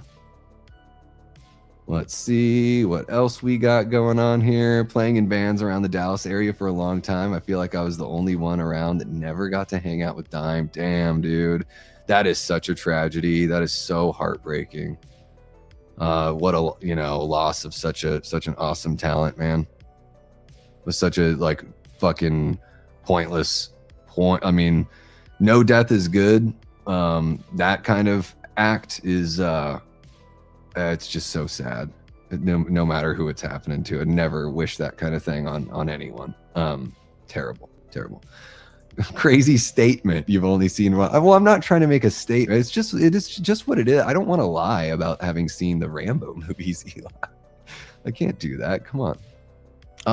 Did I miss Rymai? Look at that. We got Ryan Michael in the house. What's happening, Rymai? Great to see you, bud. One of my great buddies, a real life buddy. I've known Ryan for about 15 years. Holy cow, guys. Look at this. The great return of the Pumpkin King. Wow, Pumpkin King. Thank you so much for the generous super chat, dude. You are incredible. It has been a long time. I'm doing well. It's been an interesting 2026, but man, I am doing well, and I'm doing all the better seeing you in the chat. Thank you so very much for jumping in. I hope all is well with you. How's life? How's work? Must be pretty busy. Seen any great movies lately? Like, what do you like from 2026 so far? What are you looking forward to? I feel like I owe you some questions after the 99.99 super chats. Crazy generous of you. Thank you so very much, Pumpkin King. I do want to let you know, on Friday we're doing a marathon here.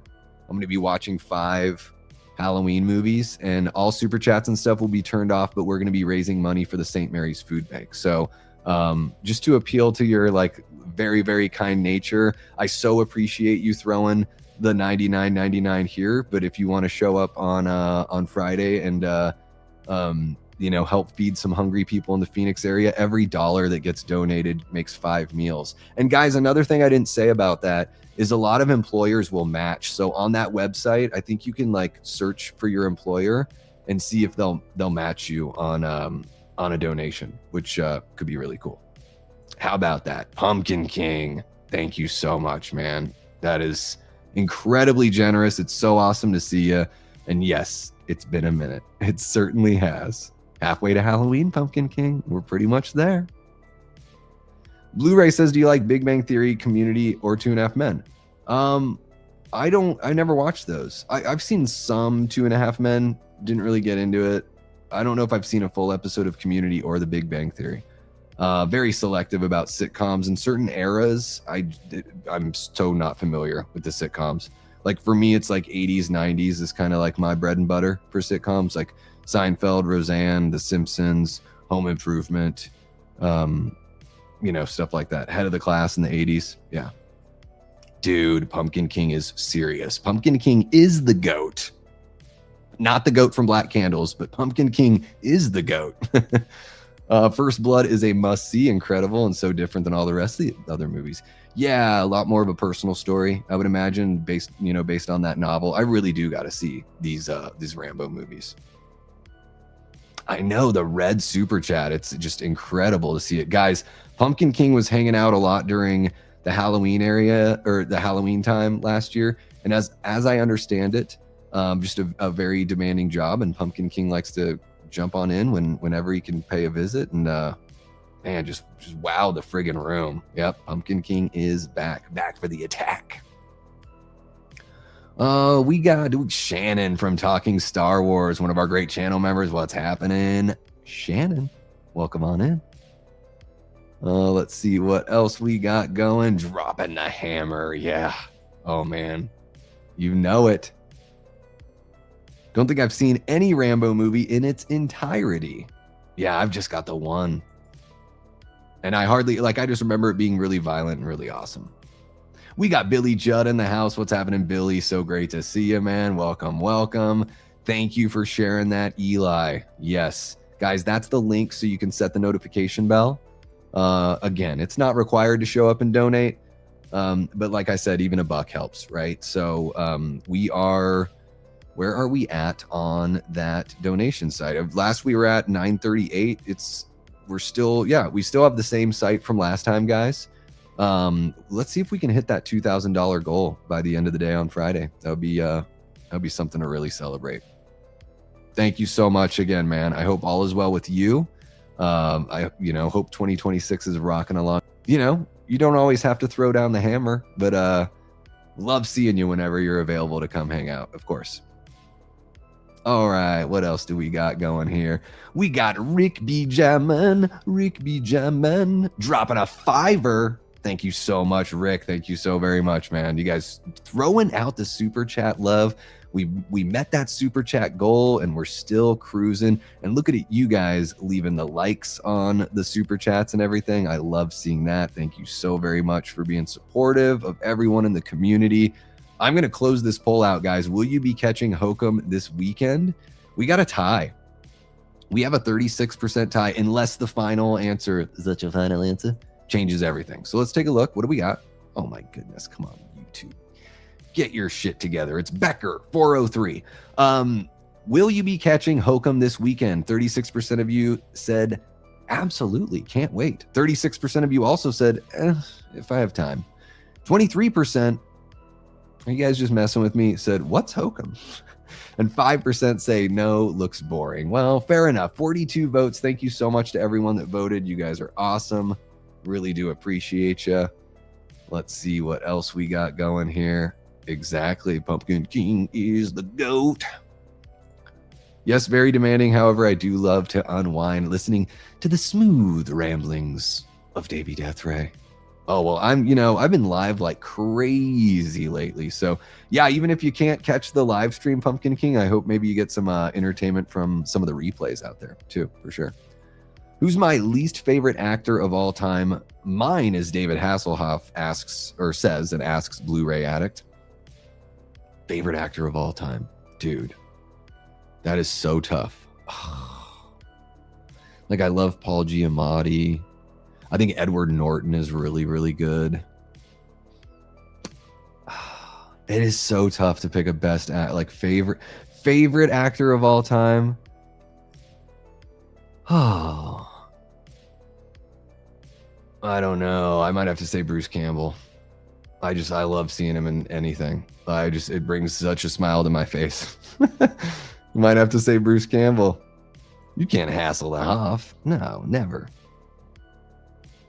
Least favorite actor. Sorry. Okay. Sorry. I went with most favorite. Bruce Campbell. You can tell I need to eat some dinner here. Least favorite.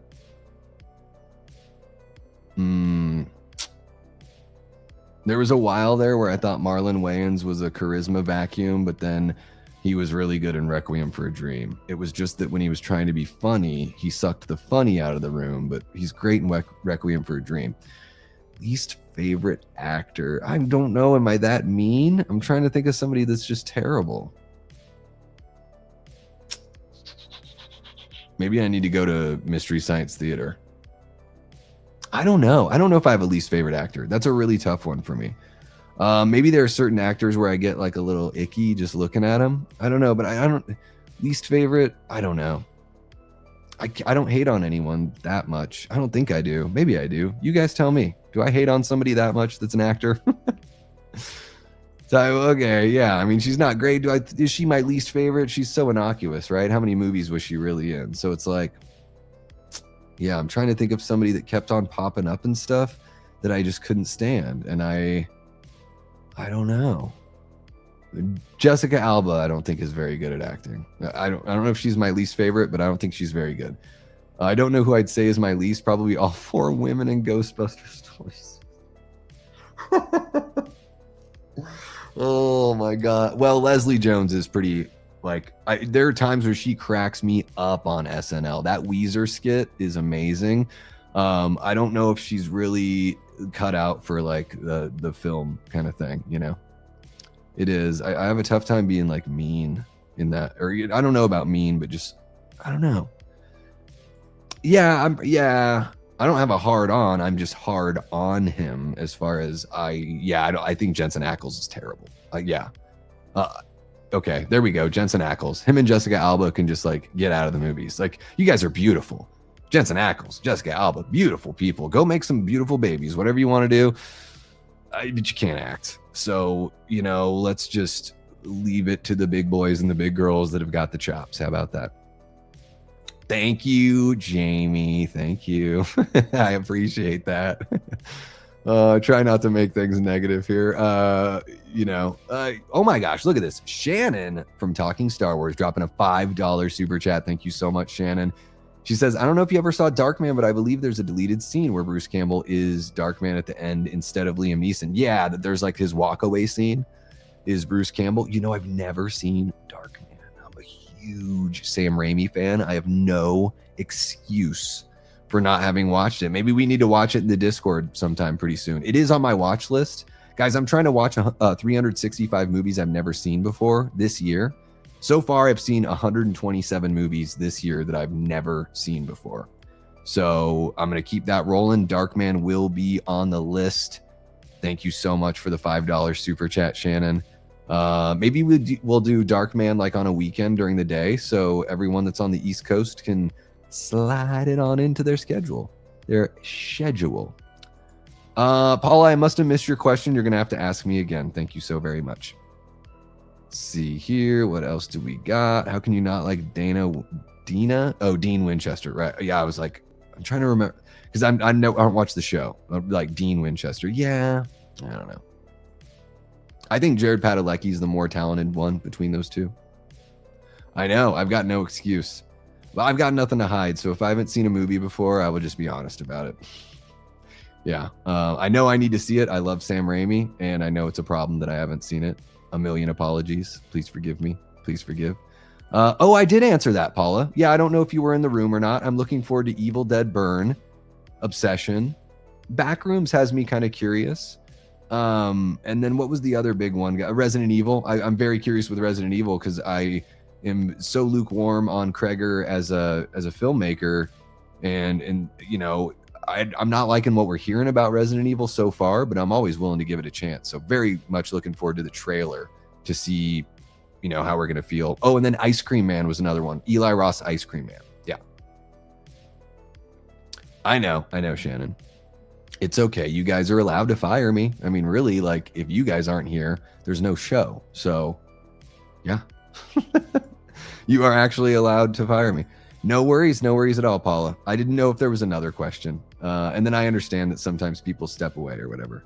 So no worries there. Look at that, all caught up. I'm going to have a sip of water, guys. I promised you a second hour. So what do you guys want for the next 27-ish minutes? What do you want? You fired. I can't even do it. Some would say it's the best firing ever. It's just so run of the mill. I don't have anything when it comes to doing that imitation. Yeah, I used to be able to do Ross Perot when I was a little kid. When he was running back in the early 90s, that was a fun one to do. I mean, everyone can do a Bill Clinton. Bill Clinton sounds like this, you know. And then Barack Obama. Let's be clear, make no mistake. Very like staccato. This is how I talk. It's just how I speak. You know, but really that's it. Like I don't think I do a good Bush impression. I don't know how to do Joe Biden. He just look like Michael Myers, but in real life, I guess. I don't know. It's one of those things. It's kind of like, unless you're really good at it, it's kind of like hackneyed. So I'm a total hack for even trying. How about that? Not my least favorite actor, but Keanu's performance in Bram Stoker's Dracula is not good at all. Yeah, Winona's really bad in that movie too. It's a bad combo. And Winona's capable of better. I don't think Winona's that great though. Like all in all, I think she's sometimes just deer in headlights is kind of like her vibe, you know? And I think it works in some movies more than it works in others. Like she's perfect for Beetlejuice. Like everything she brings to Beetlejuice is excellent. You know, Heathers is great. Like I've seen her in a bunch of stuff where she's really good, but sometimes it's just like, what the fuck was that? Stranger season 5. It's just like, I don't know. She either didn't care or I don't know what happened, but I wasn't picking up on any sort of oomph in that season. She was just perpetually confused, and it was like something stinky was in the room the whole time. Clayface does look really damn interesting, and here's my thing about Clayface. I think we talked about it. Maybe it was last Wednesday when that trailer dropped. You got to connect it to Batman or it's pointless. So like that's my thing. I don't know if it's supposed to be connecting to the James Gunn Batman or if it's going to connect to Pattinson. I would like to see this Clayface with the Pattinson Batman. That's, you know, but I would just like Robert Pattinson to be Batman for a good long while because I thought the Batman was fucking incredible. So yeah, Clayface looks great. It does look very body horror. That Feet of Clay 2-parter episode from Batman the Animated Series is a fucking banger, and just like that's the only Clayface story that you need. And it's really cool that we're getting this dark body horror, you know, Substance meets whatever. Sounds like it's going to be very much like the Substance, which is actually just like it is the true Clayface story. So it looks like they're staying pretty true. I think it's an interesting choice that it's a young actor, but I think that's kind of a smart choice if you want him to be able to play the role for the next 10 to 15 years, depending on what his schedule ends up becoming, right? Because in the animated TV show, and I'm guessing this is the way it was in the comics with his origin, he is an aged actor that is using this kind of experimental makeup kind of thing to make himself, you know, retain his youth so he can keep on getting the great roles.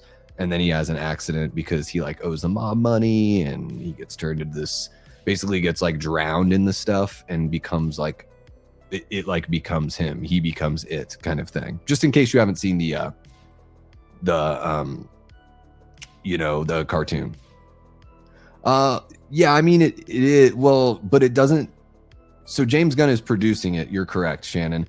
But I don't think it's been confirmed. I don't think that it's in the world of his Superman movie and the Supergirl movie. I think Clayface is going to be like its own thing. And it seems like it has a tone that's closer to Robert Pattinson's The Batman. So yeah, James Gunn is producing all of those, but it's still like they have something split, because James Gunn is going to pick a Batman for Brave and the Bold that apparently Andy Muschietti is going to direct. And then they're going to continue with Pattinson at the same time. And yeah, I just call him Pattinson. It's just a lot easier. Yeah. The Clayface trailer is how trailers need to be nowadays. Don't give away the whole movie in 2 minutes. Yeah, no, it's good. I mean, they'll do another trailer and they'll give away plenty. They will for sure. Let's see here. That's a lot of nuts. That is a lot of pumpkins. 99 pumpkins. Yeah. Yeah, I don't know. What else is out there, guys? What else am I missing out on? You guys mind if I eat a red vine? Is that cool? Is that allowed in this establishment? I like Twizzlers too. Don't hate. Something so like full-bodied and a little creamy about a red vine. You know, it's kind of nice. Sometimes I just want that plasticky strawberry of a Twizzler. You know what I mean? I don't know what it is. Yeah, it's, you know what it is. Jamie, I don't know if you ever go to All the Good Names Are Taken podcast, you know, with Ronnie and Blake. I love that channel, guys. All the Good Names Are Taken podcast is, every time they put out a video, it is amazing. Their sense of humor is, dude, they just go for it. I love them for it. I think those guys are super sweet people and great content creators. They do this thing called, they don't call it Trailer Park, or do they call it Trailer Park? They go back and look at old trailers because they're, you know, we always say that the trailers now ruin everything, but they go back and they'll do like Friday the 13th or Friday the 13th Part 2 or whatever. And oh my gosh, they show almost everything in those trailers back then too. But here's the difference. You only saw that trailer maybe 3 to 6 months before the movie came out. You see it once in the theater. There's probably a 10-second or 15-second version of it on the TV every now and then. So yeah, it was one of those things where they still showed stuff in the trailers, but now they show stuff in they pretty much do the same thing in trailers now, but you know, bozos like me go through and run it at a quarter speed and look for everything in the background, and we examine everything, and you know, we dig and dig and dig, and that, you know, so it's definitely changed the way that we perceive these trailers for sure. Not to say that some movies don't give it away more than others. I was just kind of surprised watching that series where I was like, oh man, the older movies, there's like half of the kills they're just showing like right in the trailer. It's crazy.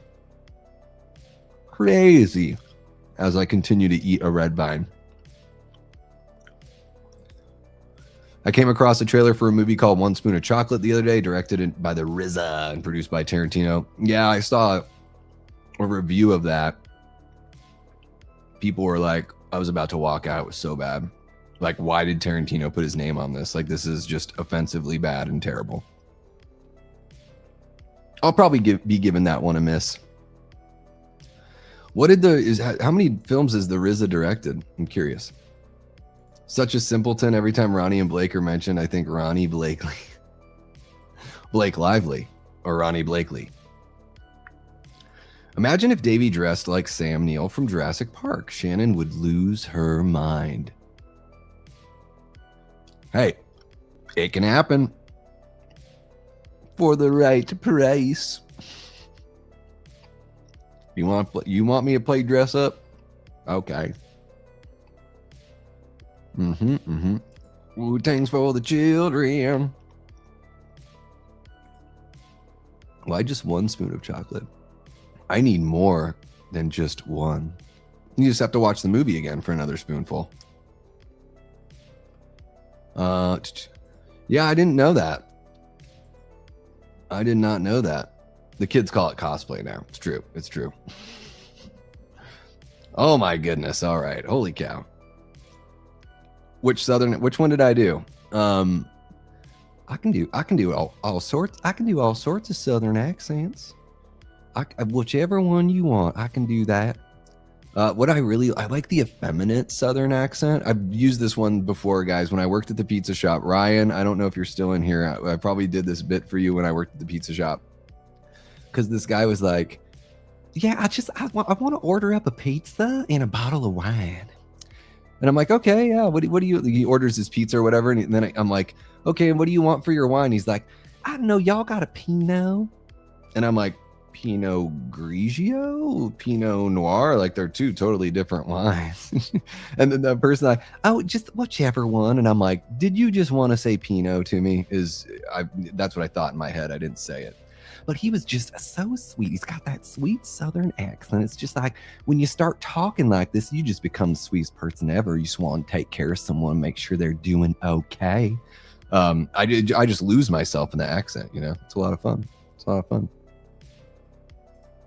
Southern man, not a Southern belle. No, rat. Yep. I can do all sorts, like whatever you want. You name the state, I'll give it a shot. My favorite Chris Pine, Chris Pratt, or Chris Evans. Ooh. I think Chris Pratt is a really awesome guy, and I like a lot of the stuff he's in. Chris Evans, though, I love him as Captain America, and he's so funny in Not Another Teen Movie. And he does seem like a really nice guy too. I don't know. That's a tough one. If I could meet one of them and hang out with one of them, I would hang out with Chris Pratt because I think it would be really fun. But I know he's got like this serious spiritual side, and it would just be kind of cool to kick it with somebody that lives in the kind of, you know, works in the industry that he works in and lives the lifestyle that he lives because of that work. You know, somebody that does all that, but is still able to like ground themselves and take time out for like meditation and prayer and that kind of stuff. Like, I just respect that because I think it's probably, you know, maybe a lot tougher in that kind of industry. I mean, not tougher, but just maybe you just feel like you're going out on a little bit of a bigger limb. So I really respect that about Chris Pratt. You know, I respect people that are, regardless of what their faith is, like a dedication and the discipline to their faith. Like, I really respect that kind of stuff. I could certainly use more discipline in my life. So I look at these people as inspirations for sure. Yeah, totally. Yep, exactly. Do a Southern accent, doing an Irish accent. A Damian McCarthy. A Damian McCarthy directed Caveat and Oddity. And I don't know. It's a tough one. That's a tough one. A Damian McCarthy. McCarthy. See, I could do like the Irish thing by itself. You know, we can have some fun with that. Guys, dude, Pumpkin King's, his super chat is still hanging out there. Just like, I love that $99.99 just hanging over like a like a beautiful albatross, not a bad kind of albatross. What about Chris Hemsworth? I think Chris Hemsworth is pretty all right. I'd still rather hang out with Chris Pratt. Yeah, like let's go. I just think we'd have a lot of fun, and it would be cool. It would be cool. I gotta throw it out there. I mean, just look at that. Just look at that, guys. Love it. You guys are amazing. And it's not just the Pumpkin King. Look at this. Tia, Jigsaw with another, Sean, Jiggy with yet another, Rick B. Jammin, Shannon from Talking Star Wars. You guys are so awesome for all of your support. It's it's incredible, guys. Thank you so very much. All right, we got about 15 minutes left. What are we doing? We doing some start bench cut? What are you guys putting me through? Huh? What you got? What you got for the next 15 minutes? Or, since you guys are the bosses, I mean, you can cut me loose if you want to, but I am your dancing monkey, so lay it on me, folks. What do you got? Chris Hemsworth was in that GD Ghostbusters movie. I heard he was the only good part. Yeah, I'm not going to watch that movie. Have I seen The Burbs on Peacock? No, I've only, man, The Burbs, the movie, there's so much love in like the, you know, that I see from like social or physical media collectors and even like the big horror fans out there, but also the horror fans that are in that physical media crowd. Like, oh my gosh, I don't know if you guys know Mel from My Killer Podcast. Like, I love Mel's channel. Like, it's so much fun. And she is, as far as I can tell, like the hugest Burbs fan, like multiple copies. And I'm like, man, I remember seeing The Burbs when I was a kid, and a dark comedy when you're a kid is something that's like very difficult to really wrap your head around. I think like it would take a very sophisticated child to understand something like that. I didn't. I had a fun time watching the movie. I mean, it's got like Tom Hanks and Corey Feldman's there and all that kind of stuff. I think Carrie Fisher's in that too. I mean, there's other, what's the other guy? Bruce Dern is there as well. But I need to go back and watch the movie. I don't know if I would ever be interested in watching the show, Paula, but I do need to go back and check out the movie again. It's been way too long. Do Italian thoughts live in Ireland? Do it. I thought you were talking about Italian like hot mamas. You're like thoughts, like the thoughties. Oh, so embarrassed. Do an Italian that's lived in Ireland for 20 years. Damian McCarthy. Damian McCarthy. There we go. There you go. I'm just going to say Damian McCarthy's name because I can say that in an Irish-ish accent. Guys, Pumpkin King. No lonely super chats, dropping a 49.99er Pumpkin King. That is way too sweet. Thank you so very much. You know, you shouldn't have done that. Name that movie. Oh dear, did I break wind? Jesus, did the room clear out? No, he means presents. You shouldn't have brought presents. Name that movie. Start bench cut. Halloween 78, Halloween Rob Zombie, Halloween 2018. Oh, this is easy. I will start Halloween 78. It's an all-time banger. I will bench Halloween 2018, and I will cut Rob Zombie's Halloween. Now, if it were Rob Zombie's Halloween 2, it would be tougher. But I like that one that you gave me, Tia, because I like it when they're not picking between my kids and stuff like that. You know, don't want to do that. Season 1 was okay. Probably watch season 2. All right. Yeah, I need to go back to the movie and make sure that I'm like in love with like the thing before trying to give a show a shot. I don't know. Not everything needs to be, you know, remade and reskinned. That's what it seems like to me, a reskinning of it. Now we got Pink Boy. We had Red Boy. Now we got Pink Boy. New Spaceballs film coming up. I'm very curious about the Spaceballs film. Like, I don't know if Josh Gad is really that great, but under the guidance of Mel Brooks, like, it could work out. If they're going to be dangerous with it, then I am so down. I love that Rick Moranis came back. He's one of my favorites. Daphne Zuniga is back as well. Bill Pullman's son. Gosh, why can't I remember his first name? He is so good in Thunderbolts. Dude, Thunderbolts is, man, that movie like made me tear up. Dude, Thunderbolts. if you've ever struggled with depression or loving and liking yourself, man, Thunderbolts will be, it's like therapy. It was awesome. What's his friggin' name? Bill Pullman. Is it something as simple? It's not Jack Quaid. I don't know. You guys will probably already put it in the chat.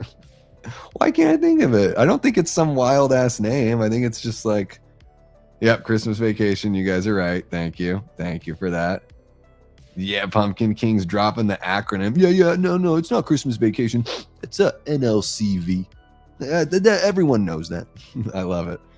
We watched NLLW1 last night in the Discord. We watched National Lampoon's Loaded Weapon 1 with Emilio Estevez, Samuel L. Jackson, William Shatner's there, Tim Curry. Those are like your main players, Kathy Ireland, but you got like John Lovitz, Whoopi Goldberg, Dennis Leary. It is cameo city. Charlie Sheen's in there too. Ken Ober, who hosted Remote Control, is in that movie. If you guys haven't seen Loaded Weapon 1, I recommend it. Start Bench Cut, Not Another Teen Movie, UHF, Loaded Weapon. Dude, now this is what I mean, making me pick between my fucking kids. Fuck.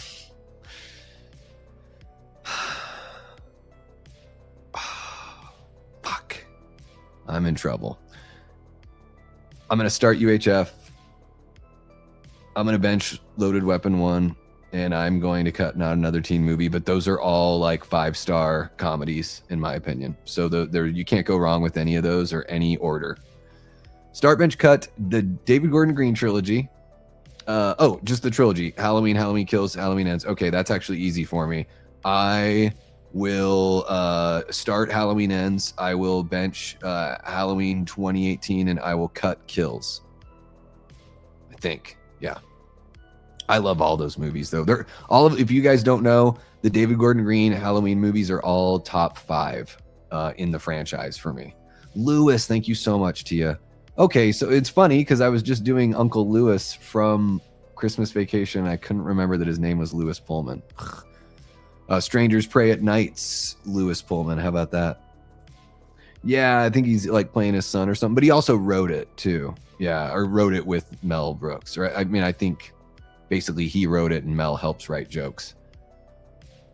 All right, the Daily Ghost. Man, it's been a long time. Welcome on in. Welcome. Daily Ghost says, I know someone who saw an early test screening on the new Spaceballs. Apparently it's actually quite good. Fingers crossed. Well, I really liked the Naked Gun, like requel kind of thing or legacy sort of thing that they did last year. Had a lot of fun with that. I saw Fackham Hall in December. That's a British parody that's like Airplane meets Downton Abbey. It's really damn funny. And then even the new Scary Movie looks like it's going to be pushing some buttons. So, you know, sometimes the pendulum swings one way and stuff gets a little, I don't know if you want to say overly sensitive or you know what I mean, however you want to like quantify that in your head. But it's interesting the way, you know, people get a little pucker factor about humor and then it'll swing the other way. And now like, let's open up the floodgates and let's have some fun. So to me, comedy is about kind of a reckless abandon and like an unbridled nature. And yeah, I hope it's like that. That's great to hear. Thank you for jumping on in, Daily Ghost. It's been a little bit. Welcome. Let's see what we got here. Davey, give a Novocaine shot. I think you'll dig it. A Novocaine shot. I think you'll dig it. Man, I'll say this about Novocaine. I don't know if you're talking about, give Novocaine, the movie with Steve Martin. Is that what you're saying? I was like, give Novocaine a shot. I'm like, dude, I hate having, man, the last time I went to the dentist and they had to work on a cavity, I was like, do you have to numb me up? And they're like, well, we can try without it. It's not too deep. And I was like, I hate being numb. Let's just give it a shot. And they carved out my cavity and filled me in without any anesthetic. Worth it. Loaded Weapon was not in the poll, Davey. It wasn't. We watched it way late. I took a drive last night, listened to some music, and came back, and we just like put it on for fun. It was like in the middle of the night. It was like 12:30 my time, Tia. So Carrie jumped in there. I'm like, Carrie's like, are you guys watching a movie and you didn't invite me? I'm like, Carrie, it's 4 a.m. where you live. Yeah, I didn't want to bug you at 4 a.m. about an Emilio Estevez parody movie. Dude, UHF Blu-ray, if you like Weird Al, if you like parody, UHF's amazing. It's so good. Supplies. Yep. Loved seeing you guys say hi and reconnect. Little Jamie and Daily Ghost reconnection there. Davey, I know it's an odd thing to ask. Yeah, I know it's an odd thing to ask you, but did Dave McCray ever have that special stream that you had to pay for? The House on Port Robbins? I don't know. I didn't end up purchasing that, so I don't know if that ever happened. I was a associate producer on It's Me Billy Chapter 2, so I was there for like that, you know, premiere event for the people that were on that producer level and everything like that. And then I was on his show for it wasn't a two dudes, but it was like a discussion with a couple of the other people was another one of the perks. So I don't know about that one. Man, I would love to support Dave in a bigger way. I've just, with things I'm going through, like, you know, personally and all that stuff, I'm just trying to like save as much as I can. So, but Dave is, you know, one of my favorite YouTubers, and he's always been a really gracious, awesome guy to me. So, man, I would love to see Dave. Like, I mean, I love watching him on YouTube. Don't get me wrong. Like, it would suck to lose Dave McCray on YouTube. I don't think we'd ever lose him completely on YouTube. But of course, just like anybody else who, you know, who I look up to or who I admire, like I want to see some really great successes. I would love to see Dave get some good cracks, because I think he knows what the audience wants to see, and I think he just needs some opportunities. Yeah. And not only does he know what the audience wants to see, like Dave's got a vision. Like, it's clear when you watch the It's Me Billy chapter 1 and chapter 2, it's clear that that he has a vision. He and Bruce had a vision. So it's not just about like, oh, it's this competently made fan film. Like, no, it's got a really great look and feel, and very professional and all that stuff. So I want to see Bruce and Dave be successful independently and together if they ever do a little something again, you know? Dude, Fackham Hall's friggin' hilarious. So good. Yeah. Dude, Liam Neeson, when he gets to joke, man, dude is solid. Dramatic actors that can do comedy, they can usually do them very, very well. It's cool. I got it. It's cool. I got it. I know who you're talking about. Dave McCoon? I was introduced to Black Books a few years ago, and it's so good. Wish there were more episodes. Love British humor. Well, I would say, Sean, if you like Black Books, you should check out Father Ted, and you should check out the IT Crowd if you haven't yet. They were both created by Graham Linehan, who's the same guy that created Black Books, and he's an Irish guy. He does all these, you know. But dude, the IT Crowd is one of my favorite sitcoms of all time. Father Ted's really damn funny too. Let's see here. What else do we got? We're right there at that 2-hour mark, guys. Let's see what else you got for me, and then I'm gonna have a little break and a little dinner here. Let's see. Yeah, I'm not sure. Totally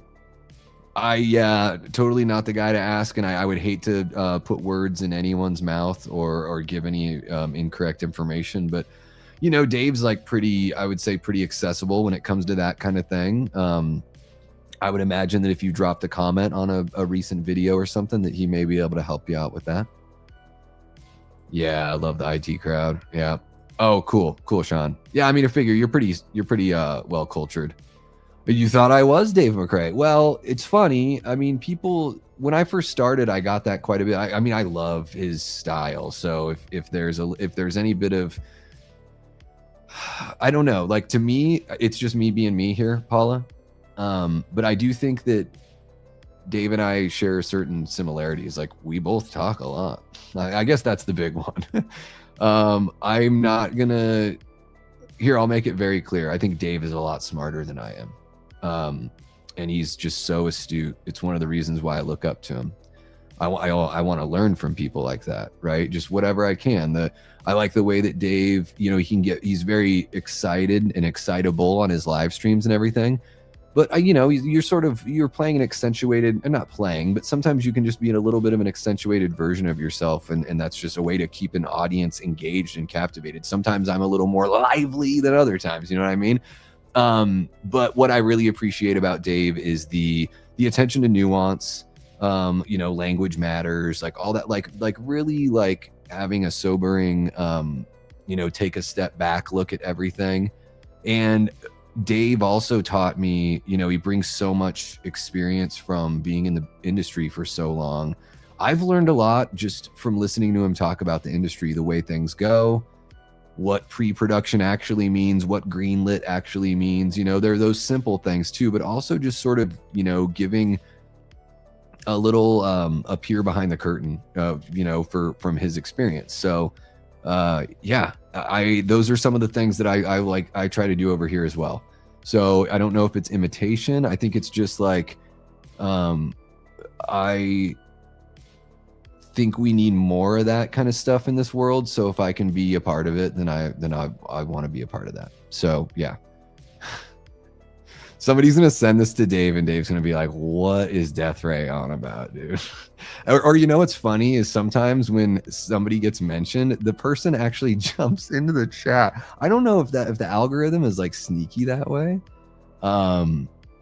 But yeah, I wouldn't be surprised, because there's been times when I've been like talking and like Darren from Only Sands / the Slaughtered Lamb jumps in. And it's like, right, like I'm like talking about him, always, not in a bad way or anything, just talking about him.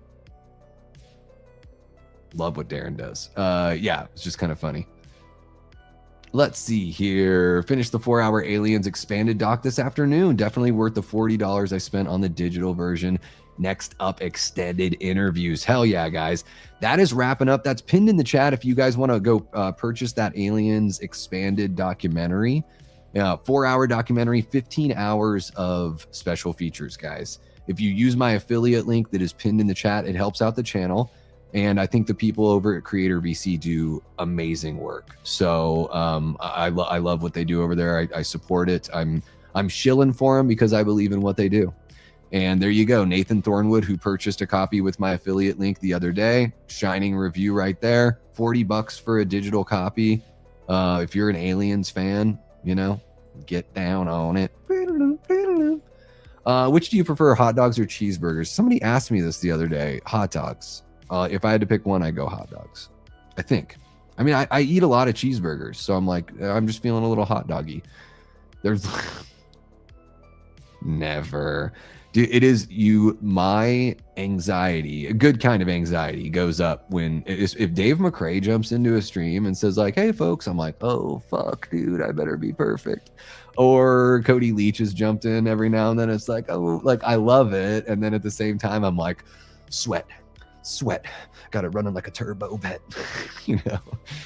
just dripping like the Key and Peele skit, like over the porn on the computer. Yeah, no, it's crazy. It is funny how that works, man. It is funny how that works. So we have a beautiful community here, guys. We're part of something special here. Can't wait to hang out with with Darren. I would imagine Darren's probably going to try to make it out for H50 here in a few years. Would love to, have another visit with those guys. Darren and Frank were super awesome, hanging out at H45. Very friendly. Gave me some swag. So that's pretty cool. Is Vecna stalking Davey? I don't think so. I don't know. I think so. I got my Fanta cans. They're stalking me. Got the, Dave Vanderhoff made me that amazing, tombstone there. You got the black. I don't know why I'm using this hand to point this way. Fucking weird ass weatherman. Black Candles poster right there. Guys, I don't know how many of you know which signatures are on this. Have you guys seen all the signatures on the Jason mask? You want me to show off the signatures on the Jason mask and then we'll call it a day? How about that? Yeah, dude, it's yeah. I mean, I just respect so much. I look up to these guys, I've been fortunate enough to meet Dave and meet Cody. I hung out with Cody it was a long time. Such a down-to-earth, awesome guy. So yeah, when they jump in, these guys are shining examples of success on YouTube, and especially being horror-leaning YouTubers and stuff. And yeah, you just want to put on your best stuff when the people you look up to are watching. You know, it's like, oh my God, the scout's watching me. Davey, watch Carrie's last Texas movie. At the end, you can hear Kyle singing. All right. Oh my goodness. Talk about channels I love. Dude. Joe Francazio and Christian White from Haddonfield Radio. Guys, Eli or Jamie, can you put the link for Haddonfield Radio in the chat, please? Guys, this is one of my favorite channels. When I have a tough time sleeping, I listen to all their episodes when I'm awake. But when I have a tough time sleeping, I'll go back and put on one of my favorites. I've talked about Haddonfield Radio here on the channel before. I won't go like too crazy into it, but man, if you're a slasher fan, if you want some backstory, if you want a commentary on these slasher movies that we've grown up with and loved forever, but it's a curated, informative commentary. It's not just two guys being like, oh, I love that. Like, no, these guys do their homework, they do their stuff, and they also give you about an hour and a half of a real life story that somehow, maybe directly or maybe like kind of tangentially connects to the theme or the film that they're covering. They covered Halloween, A Nightmare on Elm Street, Friday the 13th. Right now, they're currently going through the Texas Chainsaw Massacre over at Haddonfield Radio. So I love what those guys do. They have very sweet voices. They are so appreciative of their audience. Christian is so sweet about his saying hi to his mom. And guys, like, one thing that I take away from these guys, when I tell you that I love you and when I tell you that I appreciate every single one of you and what you guys bring to the community and to the table, guys, I'm just the MC here. I'm half of the show. You guys are the other half. Like, I need you. I don't just need you. Like, I'm just so happy and I feel so blessed that you guys are here. And that's something that, even though I've always tried to be appreciative of the audience over here, listening to Joe and Christian over on Haddonfield Radio is, you know, it makes me want to lean into that, because that's the kind of stuff that just gives you the warm and fuzzies, right? So hats off to Haddonfield Radio. There's my commercial for those guys. I'll show the mask. Here we go. Hopefully I didn't embarrass you, Christian.